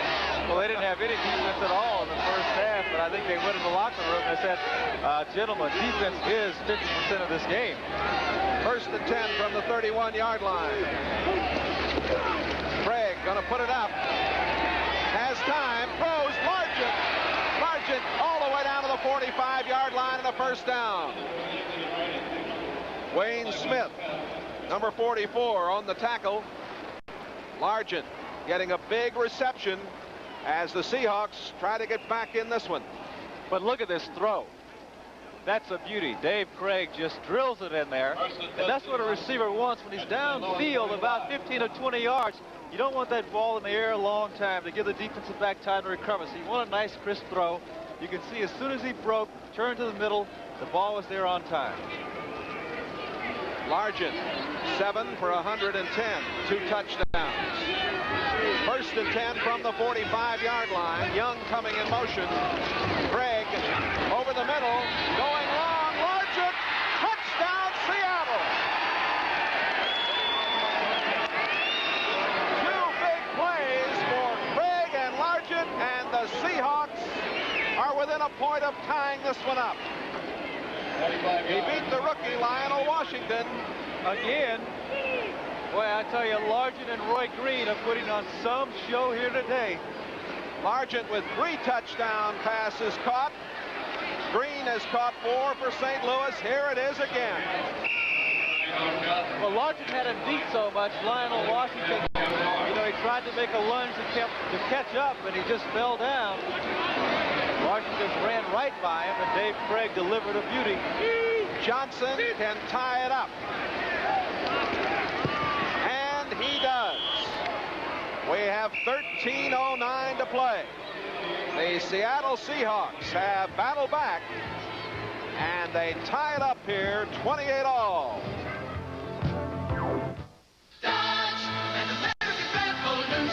There is a revolution on the American road, led by Dodge, and it's changing the way America drives. With a 5-year, 50,000-mile protection plan, the most front-wheel drive models in America, the most turbocharged models. An American revolution. A turbocharged revolution called Daytona, a transportation revolution called Caravan. We are Dodge, an American revolution. This is the moment. It's time Exercise. to start. Right. Start slowly at first, but start. Exercise. You know you've got to find your way. That new tomorrow starts today. This is the best of life. I've decided to start. And we'd like to help. Visa. Steve Largent there with Jim Zorn, but it's been Craig throwing to Largent today. 3 touchdowns, 9 on the year for Largent. Johnson will kick off. In the middle, Earl Farrell set to receive it. Well, Largent is giving the rookie cornerback, Lionel Washington, some lesson today. Farrell at the 7, at the 15, the 20. It opened up in the middle, and he was able to get to the 26-yard line. For the Seahawks, Eric Lane, number 37, made the tackle. Today's game is brought to you by Dodge Cars and Ram Tough Dodge Trucks. Dodge, an American revolution. By Alcoa Aluminum Company of America, world leader in aluminum technology. And by Anheuser-Busch St. Louis, the Brewers of Michelob. Some things speak for themselves. 28-all with Gene Washington, Jay Randolph here in St. Louis. From the 26, the Cardinals with Lomax. He's going to go upstairs, long on first down for Green. Couldn't get there. Didn't look like he had a prayer to make that catch, yet he almost got there. Excellent coverage by number 26. Kerry Justin. Kerry Justin. You know, Roy Green has the ability, when you're a wide receiver and you're going long, the first thing you try to do is you want to try to catch up with the defensive back. Once you do that, you have to save just a little bit of acceleration, so when that ball is thrown, if it's thrown a little far, you need a little bit to go get it. And that's what Roy Green did. He kicked it into 4th gear, went past the defensive back, but he just couldn't get quite to that one because it's thrown a little bit too far to the inside. But he's a great athlete, tremendous athlete with a lot of speed. 2nd down and 10 from the 26. That's Marsh going in motion. Lomax looking and throwing complete. That's Roy Green for a first down at the 40-yard line. Kerry Justin on the tackle. Green with 4 touchdown catches today, really putting on a show. He's from Little Henderson State down in Kentucky. Came to the Cardinals as a defensive back, and he can fly. Well, the thing that impresses me so much there is a comparison of the stats. Largent, 8 receptions, 155 yards, 3 TDs. Green, 5, 4 touchdowns, 123 yards. But what impresses me most about Green is the way he runs his pass routes. He's smooth and precise. And Lomax trying to get it to Tilley. Tilley was not looking, and that was almost picked off by Dave Brown, the cornerback over there, number 22. Tilley missed the audible. That was an audible situation. You can see Tilley's going down the block. He's running a play that was called in the huddle, but Lomax came up to the line of scrimmage and he changed the play. Tilley didn't pick it up. Tilley was very surprised to see Brown going for that football over there. 2nd and 10 from the 41. We have 12-11 left to play. Score tied 28-all. There's Tilley. Marsh comes to the wing right. And Tilley in motion to the far sideline. Out to Anderson at the 45. First down to the 46-yard line. Otis Anderson. Shelton Robinson, number 57 on the tackle, along with Greg Gaines, 56. You love to get the football out to the outside to Otis Anderson and give him some room to run. He gets some good blocks, but he does it mainly on his own. And you have to swarm tackle. If you're going to bring down Otis Anderson, you have to swarm tackle. One guy very rarely will bring him down because he's got such strength in his legs. That was 64, Clark, that led the way, blocking for him out there. First down at the 47.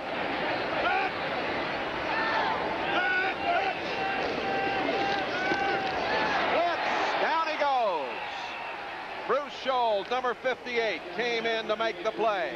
A big sack there. Takes them all the way back to the 43-yard line. That's the 3rd sack today for Seattle. Well, there's number 58 in the middle of your screen, the outside linebacker, Bruce Schultz, coming in virtually untouched for the sack. Jacob Green was right there with him. Well, Lomax was looking for Roy Green. He had Roy going down the middle on that post again. But as soon as he got back there to set up, he had Bruce Schultz right in his face. 2nd down and 19. Wide receiver set to the far sideline. Lomax stepping up and throwing, and a great catch by Tilley. Oh, Pat Tilley made a fine catch, and what a throw Lomax made under fierce pressure. Dave Brown on the coverage. It looked like he got the first down. Very close to it over there at around the 36-yard line. Well, Neil Lomax operates the best on the move. You know, he's a rollout quarterback in Portland. When he drops back, his feet are so nervous that he tends to, it tightens him up a little bit. When he starts moving, that's when he's at his best. As you said, Pat Tilley came up with a terrific reception. And what a display the receivers are putting on in this football game. It's been quite a show. It was a first down. Here's Anderson at the 30. Penalty marker goes down as Anderson got it to the 28-yard line. Keith Butler, number 53, wrapped up Anderson. You heard the voice of Ben Dreiss say, do we have a face mask? And he's talking things over there with Dale Williams, his head linesman. Face mask the call against Seattle. And Chuck Knox has seen his team come back to tie it. Now a worried man. Well, when you're trying to tackle Otis Anderson, I guess you grab for anything you can get a hold of. Face mask, he just banged number 58. In there. That's a first down. Penalty call against Bruce Schultz, number 58. First down at the 23-yard line. 10.5 minutes to play in this game. 28-all. Seattle had better double cover Roy Green.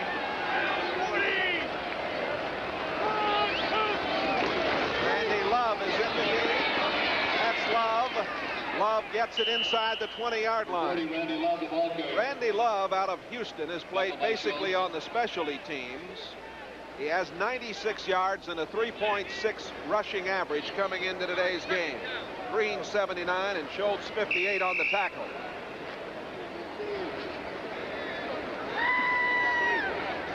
Ten minutes to play. Cardinals in Seattle tied at 28. Tilley and Green come to the right side. Love is the single setback.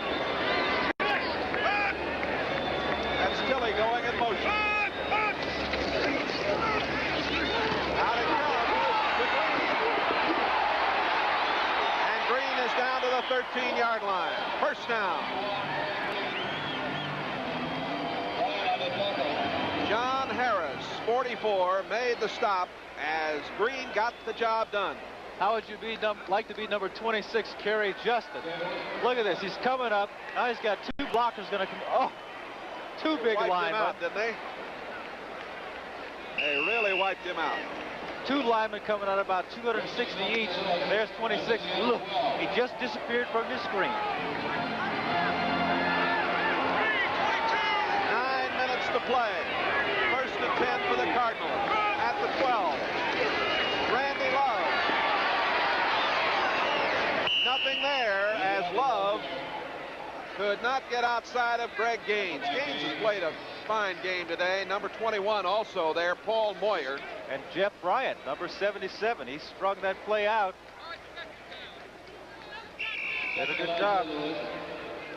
Jay, I wonder if Otis Anderson is injured. He's come back in. He's just come back in now, I believe. Apparently he had a problem, but is back in there as Love took over for him. It's just Otis Anderson, the single setback. LaFleur, the other tight end, is in there now. That's him, 89 in motion. Oh, double motion. Double motion. Penalty markers all over the place.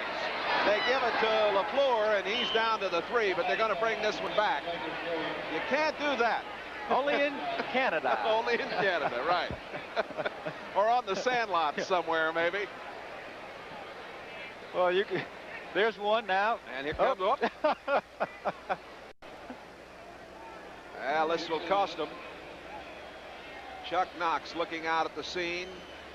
5 consecutive NFC crowns in Los Angeles. 5-yard penalty. You heard Ben Dreith indicate it. I mentioned that Knox won 5 consecutive NFC crowns with the Rams, and he got fired. No, it was too dull. Too dull, huh? They want to win exciting in Los Angeles, right? They just didn't want to win. Exciting. Now we've got a good one going here. 28 all. 8 minutes left to play. 2nd and 14.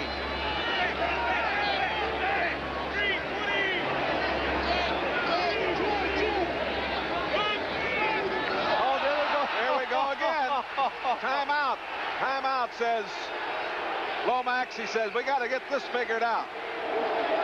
And the fans here are a little disturbed. Deerdorf talking with his coach there and saying, we have definitely got a problem.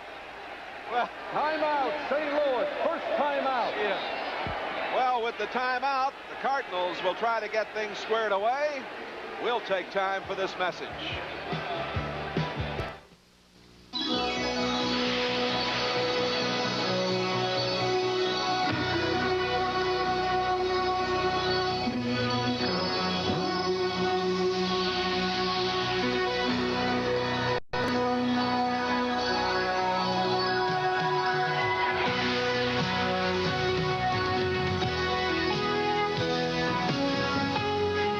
Some things speak for themselves. There's only one thing you can really call small about the Dodge Ram 50. The price. We are Dodge. There's so much that's big, like standard payload, 1,630 pounds, larger than any top-selling small pickup. And performance, more horsepower than the base Ford Ranger or Chevy S10. Dodge Ram 50 doesn't look or act like America's lowest priced truck. We are Dodge. Now get up to $1,000 cash back on 83 models. Next Sunday, we invite you to join Len Berman. NFL 83 will start the day off. A doubleheader on NBC. Many of you will see the Raiders at Buffalo. Other games include Baltimore at Miami, Cleveland, New England, San Diego here at St. Louis, Houston at Cincinnati. Then the second half of the doubleheader, the Chiefs will be at Dallas, Seattle at Denver. Check your local listings. Love and Anderson are both in there, out of the shotgun. The pass comes to Anderson. He's at the 16-yard line and ridden out of bounds by John Harris, the free safety. Number 79, Jacob Green over there also. Clock stop with 8 minutes remaining in regulation time, 28 all. What Seattle is trying to do with their defense in this situation is prevent the touchdown. We have about 8 minutes to go in the game. They want to keep St. Louis from getting the 6 points. You know, they're in field goal range. St. Louis gets 3, then they get the ball back, they march downfield, can go ahead on the touchdown themselves. That's what they're trying to do, is prevent 6 right here. 3rd down and 14. Lomax throwing and almost intercepted. John Harris almost picked it off as they were trying to go to Mike Schumann, an extra wide receiver, number 84 out of Florida State. And now Neil O'Donoghue will come on to attempt the field goal. It's on the wet portion of the field as we look again at this toss from Lomax. He tried to get the ball to Schumann, but you can see number 44. That's John Harris. He was in good position. Poorly thrown ball. That's one of the few passes that Neil has not thrown well today. Thrown behind the receiver. Neil O'Donoghue, 10 out of 19. Benny Perrin holding. 33-yarder on the way, and it is good. 33-yard field goal for Neil O'Donoghue, and the Cardinals regain the lead. We'll be back with more right after this. You know, at Midas, we've installed over 48 million mufflers, more than any other muffler chain. In fact, compare us to any of them, and you know what you'll find? We've had more repeat customers than they've had customers. We've done more foreign cars than they've done cars. And with our Midas guarantee, we've installed more free mufflers than they've sold. When it comes to experience, no one can touch Midas. Trust the Midas touch. Now Washington's better. Way better. Nashville's better. Far better. Los Angeles is better. Really better. Now Holiday Inn is a better place to be. Almost every 7 days, a brand new Holiday Inn hotel opens in the locations you want the most. Better hotels in the best locations. That's why we're number 1. We're number 1, the worldwide host. First with what you want the most. Call 800-HOLIDAY. Holiday Inn is a better place to be. Arnold Palmer, Gary Player, Jack Nicklaus, and Tom Watson charge after a $360,000 purse. Golf's greatest foursome plays the Skins Game. Thanksgiving weekend on NBC Sports. 33,280 watching here at Busch Stadium with you as O'Donoghue kicks off. Zachary Dixon. Dixon, who broke one earlier for a touchdown, brings it out. George Schmidt and Randy Love on the tackle. And Seattle will put it in play from their own 26-yard line. Dixon went 94 yards with a kickoff in the first quarter. Craig coming back on. He's 12 of 21, 207 yards, 3 touchdowns, and an interception. Largent has caught 8 for 155 yards. Warner has 80 yards rushing.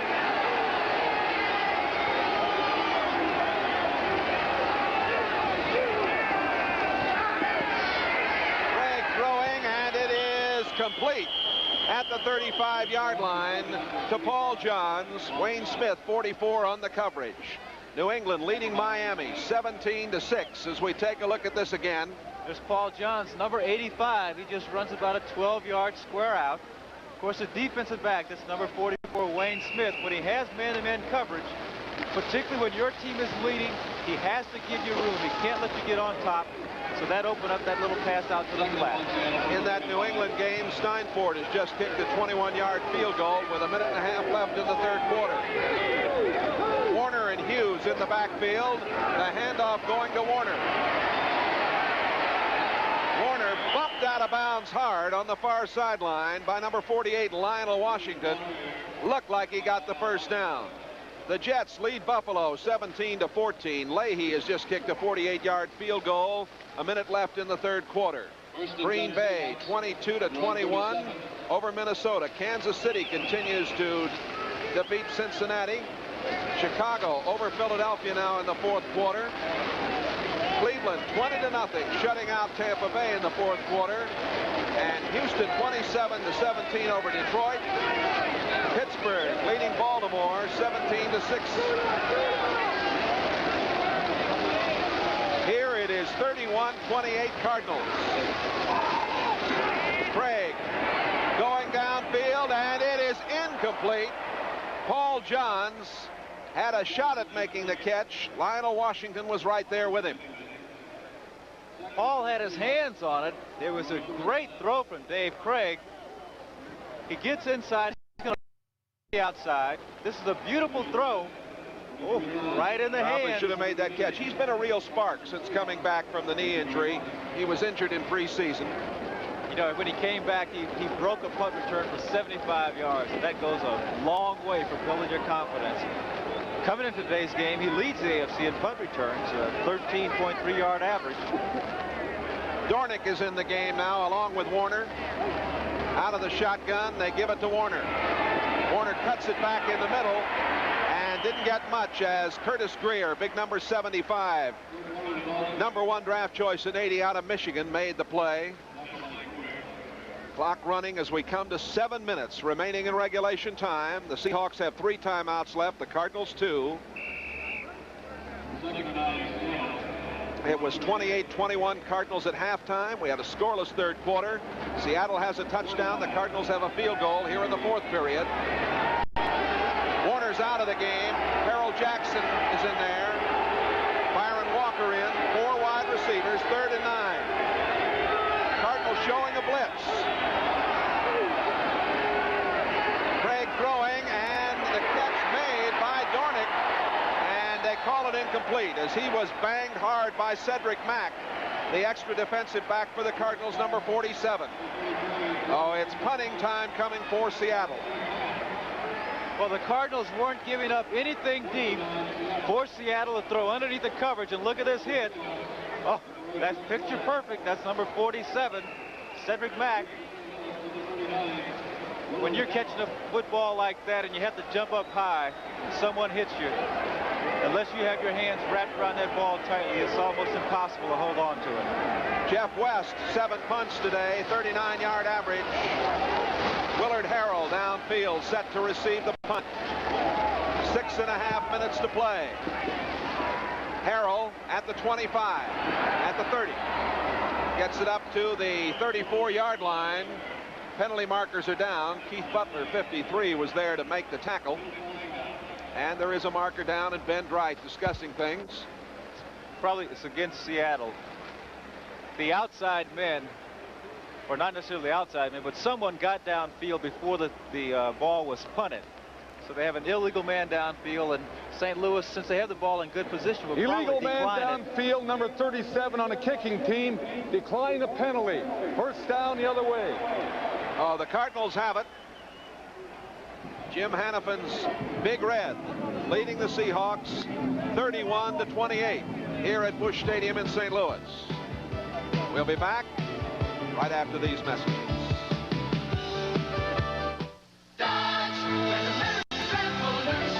There is a revolution on the American road, an automotive revolution led by Dodge. The latest evidence, Dodge Daytona Turbo Z. Backed by standard 550 protection, turbocharged, fuel injected, front wheel drive. The fantastically balanced, performance bred Dodge Daytona Turbo Z.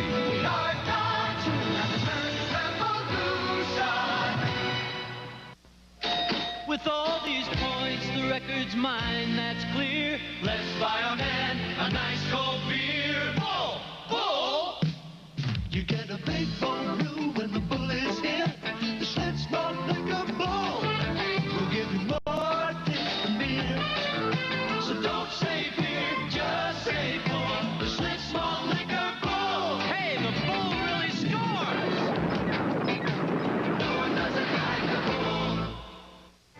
bull. Glen Burman in New York and elsewhere in Missouri, things are really heating up. Ken Anderson at quarterback for the Bengals. They're trailing in the game. He finds Chris Collinsworth. The point was blocked, but since he's within 5, back to St. Louis.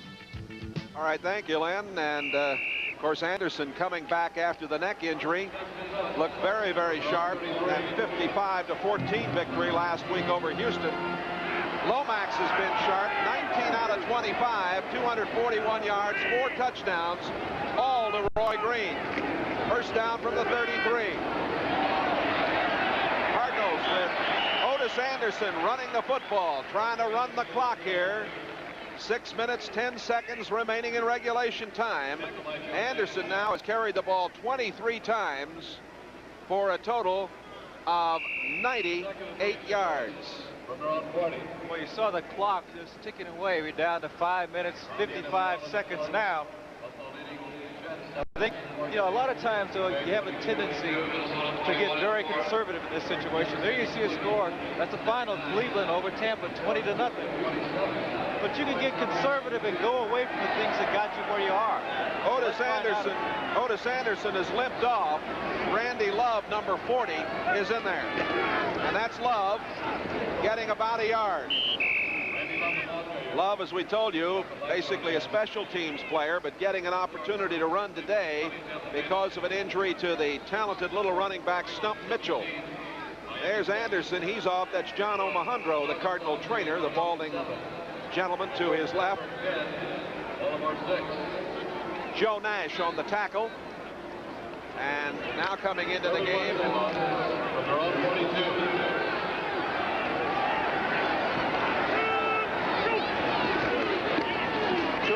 Sopo came in, and the handoff went to Wayne Morris. Jets and Buffalo are now tied up 17-all as Danilo has just kicked a 30-yard field goal. They have 8.5 left in the fourth quarter. Time for the Cardinals to do some punting now. These two clubs put a lot of points on the board in the first half, but it's been tough sledding offensively in the second half. Birdsong, 5 punts, 43-yard average. Paul Johns downfield, set to receive. A fake, and coming up is Green. He's got the first down. Roy Green has done it all today, and they love it here. First down, Cardinals. Yes, when I was thinking that St. Louis had been too conservative, run the ball, then going to punt it away. What do? They snap the ball to the up back, Roy Green. Picks up enough for the first down. They maintain possession of the ball 3 minutes and 40 seconds to go. Now the pressure is really on Seattle to get that football back because they need a field goal just to tie. First and 10 St. Louis at their own 48. Cardinals from their own 48 after the fake and successful first down play. Lomax out to Anderson. Gets away from one man and gets it to the 50-yard line. Well, Anderson did a good job making a few yards out of that. Jacob Green on the tackle. Shelton Robinson was out there. He had a shot at him, but Otis made him miss. Clock is running with 2 minutes, 55 seconds remaining. Anderson, 7 catches today, 47 yards. He is caught now on the year 33.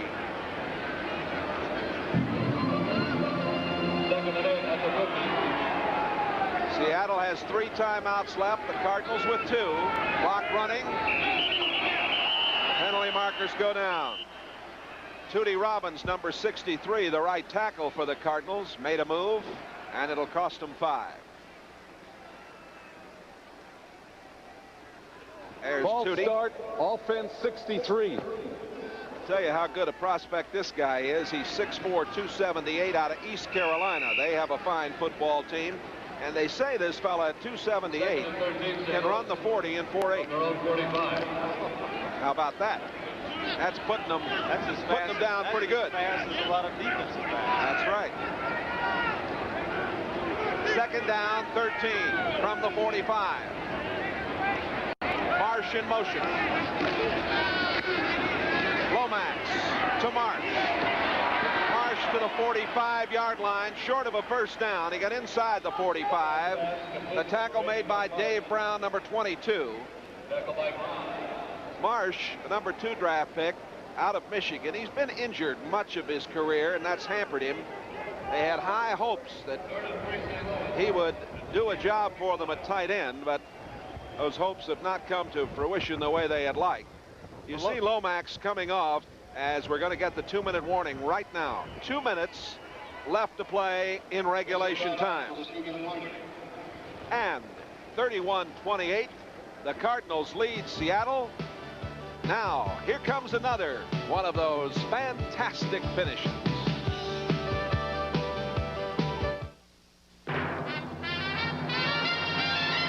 Alcoa presents Fantastic Finishes. 1980, Bart Starr's Packers have a chance to beat the Bears in overtime. Chester Marcole's kick is up and blocked. The ball bounces back into Marcole's hands. Nothing for Chester to do now but tuck it in and run. He picks up a needed block along the way and cruises 25 yards into the end zone. The Packers win 12-6 on their own blocked field goal on the game's final play. For the past 6 summers, Americans have had a special reason for picking up aluminum cans. For every pound of cans collected during certain promotional periods, Alcoa has sent a penny to the U.S. Olympic team. Over 2.5 billion cans have been recycled and almost $900,000 donated to the U.S. Olympic Committee. Recyclers of America, Alcoa salutes your gold medal performance. We can't wait for tomorrow. Otis Anderson comes back onto the field for the Cardinals. Anderson had gone out, limped off, but he's in there now, and it's 3rd down and 3. You would expect that the Cardinals would keep the ball on the ground, and you would also expect that they would give the ball to Anderson. They certainly don't want to turn it over. 16. Big play, 3rd down 3 at the 45 of Seattle. There it is. Anderson, 1st down and a lot more. Run out of bounds inside the 30-yard line. John Harris making the play, but how about the play of number 32? Well, if I had number 32 in my backfield and I was in the same situation, I'd give the ball to him. I think what happened is that he confused Seattle with the set. He wasn't directly behind the quarterback. He was off in a situation, moved to the side, and it looked as though they were going to pass the ball. They gave it to him on a little trap. Had a nice hole and picked up a big gain. His 26th career 100-yard day. 24 carries, 114 yards. Here he is again. Another 1st down. Harry Justin made the tackle. The Cardinals are controlling it with that man, number 32, Anderson, right now. He's hurting, but hanging tough. And one of the Seahawks is shaken up back at the 30-yard line. It's Bruce Schultz, number 58. And you can see that Anderson, as you mentioned, he's hurting himself. He's had to go off several times, but they need him in there now. I tell you, that's a sign of a great player. He can come back and play under adversity. Look at him run.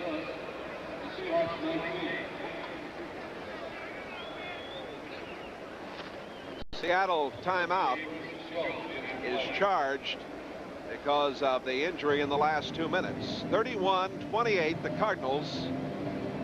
If you're just joining us, the Cardinals have 4 touchdown passes to Roy Green. Seattle has 3 touchdown passes to Largent. It was 28-21 at halftime, a scoreless 3rd quarter. Seattle with a touchdown in the 4th period. The Cardinals with a field goal of 33 yards by Neil O'Donoghue. That's the difference in this game. Coming up on Friday night, prime time for you. This is Friday, November the 25th. You'll want to join us for a boxing special. Undefeated WBC heavyweight champion Larry Holmes, who's now 44-0, faces unbeaten Marvis Frazier, the son of the former heavyweight champ Joe Frazier. A 12-round bout live from Las Vegas, Nevada. Friday night, November 25th, right here on NBC. Well, there's 58, Schultz, being assisted off to the sideline. Let's watch again as Otis Anderson runs his football. We mentioned before he's been banged up. He's had to go off the field, but look at the way he just drives. Keeps running. Big, strong, powerful legs. Lunging for that extra effort. 1st and 10 from the 19, and there it is again. Anderson. And Anderson is near the 15-yard line. Keith Butler, number 53, made the stop. They put the ball just outside the 15. And now another timeout. Well, Seattle is obviously trying to preserve a little time on this clock so they can get the ball back. It's 1:28 to go.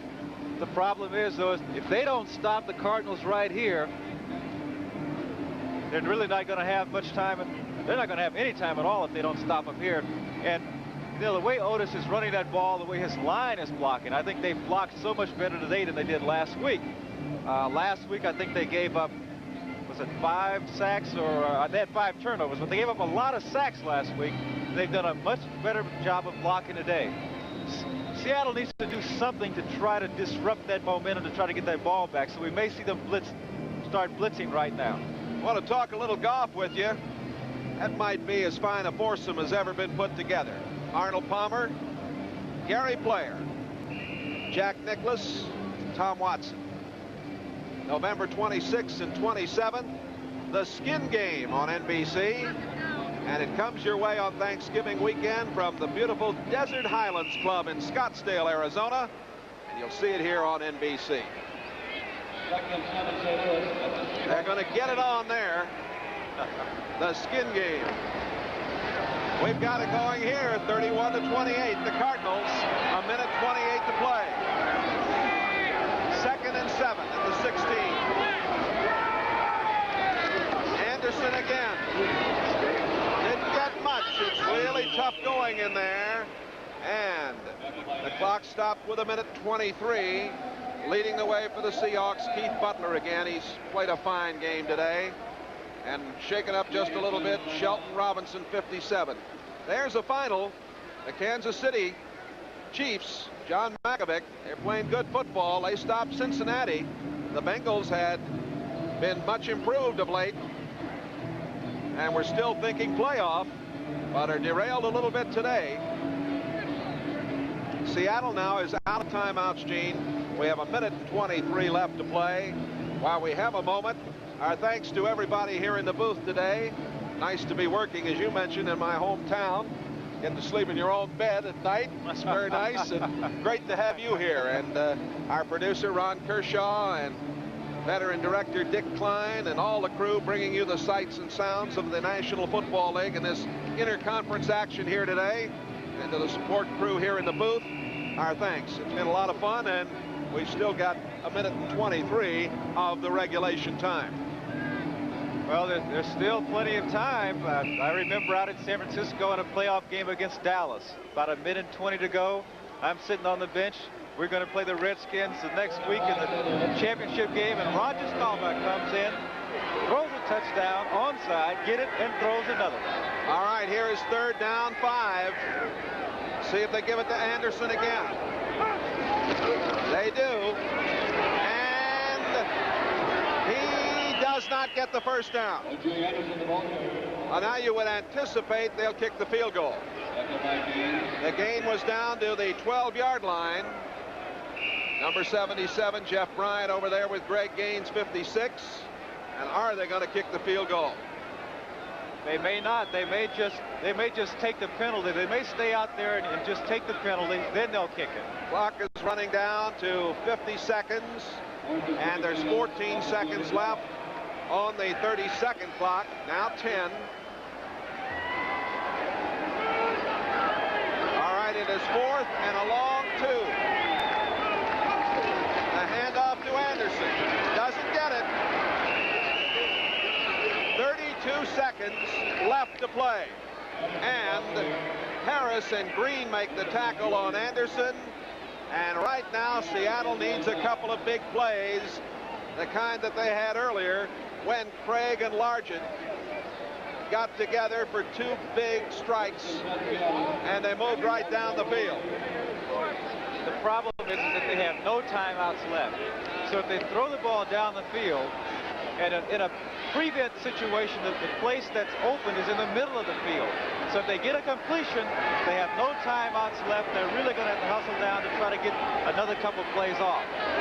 Chicago defeats Philadelphia, and here Craig throws down the middle, and it was almost intercepted. He was trying to get it to Kurt Warner. Lee Nelson got his hand on it. That Chicago final again, 17-14. Chicago over Philadelphia. And Houston has won it 27-17 over Detroit. How about that? Big day for Chuck Studley and his group down there. Earl Campbell's been all upset, but they won a big one. Here it's 31-28. 26 seconds left. Again, the area that's usually open is down the middle. And I think he's going to have to take his chances. Out of the shotgun, Craig. Throwing long. Warner, incomplete. Well, he's tried to go to Warner on 2 plays.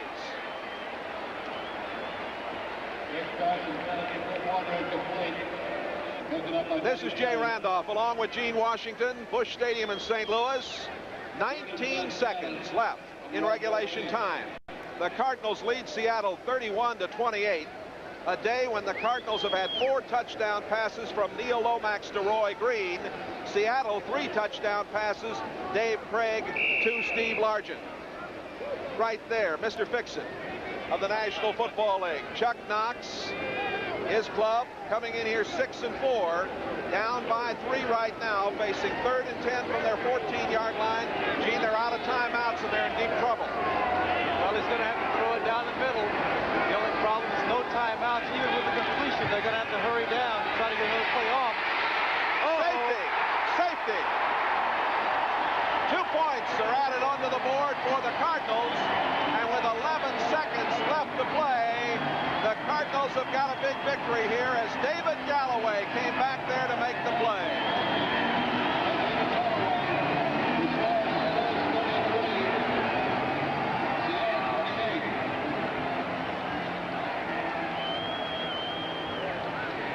The 6th sack of the game for the Cardinal crew. 2 points, 33-28. And this is a big win for the Cardinals and a very disappointing day for Seattle. Well, Seattle is coming into this game off of a couple of big victories over the Raiders, over Denver. This is a situation it's a normal situation where you might be a little flat, but I don't think this is their problem because everybody was talking about how important this game is. What happened is that the Cardinals have played so well. The offensive line has played well. Lomax has just been phenomenal. Of course, Roy Green, I haven't seen a display like he's put on today here by a receiver in years. I think Paul Warfield was the last guy I saw to have a day like he's had. You saw a very happy Jim Hannafin coming onto the field. Norm Johnson will put the ball in play. And we can anticipate an onside kick, of course. They have to put the ball in play, either by punting it or kicking it. Normally a team would punt.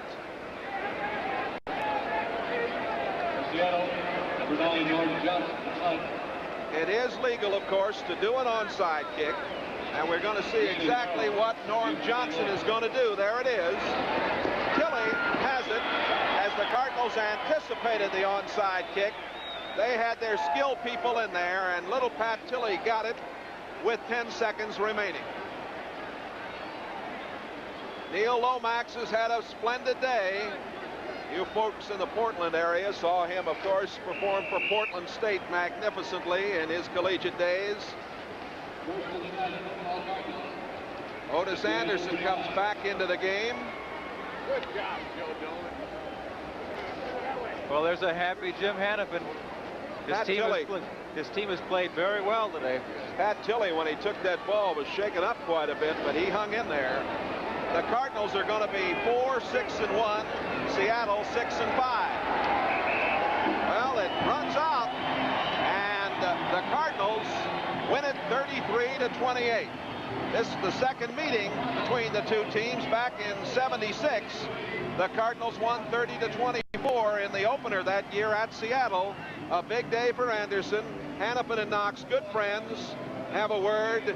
St. Louis 33, Seattle 28. Well, Gene, it was an enjoyable ball game, and we saw some magnificent individual performances, and then we saw the Cardinal defense do an excellent job in the second half. But both teams played good defense in the second half. But the thing that happened today, the receivers from both teams, both Largent and Roy Green, just played spectacular. Here we see Bubba Baker and the crew, and then coming in, that's number 65. That's Dave Galloway, the man who catches Craig back there for the safety. Then Roy Green, what a day he had. 4 touchdowns. Incredible performance. And then, of course, Largent with 3 touchdowns. We'll remind you that next Sunday, the Cardinals will be involved with another AFC club. Their former coach, Don Coryell, brings the Chargers in. The disappointing and bagged up Chargers will meet Dallas at Jack Murphy Stadium later today. The Seattle Seahawks play the Broncos at Mile High Stadium in Denver. The Broncos going against the Raiders today. There you see the scoring in this one, 33-28. Largent visiting there with Tilley and Lomax as a little picture-taking session is going on. But Largent had himself a fine day. So did Green.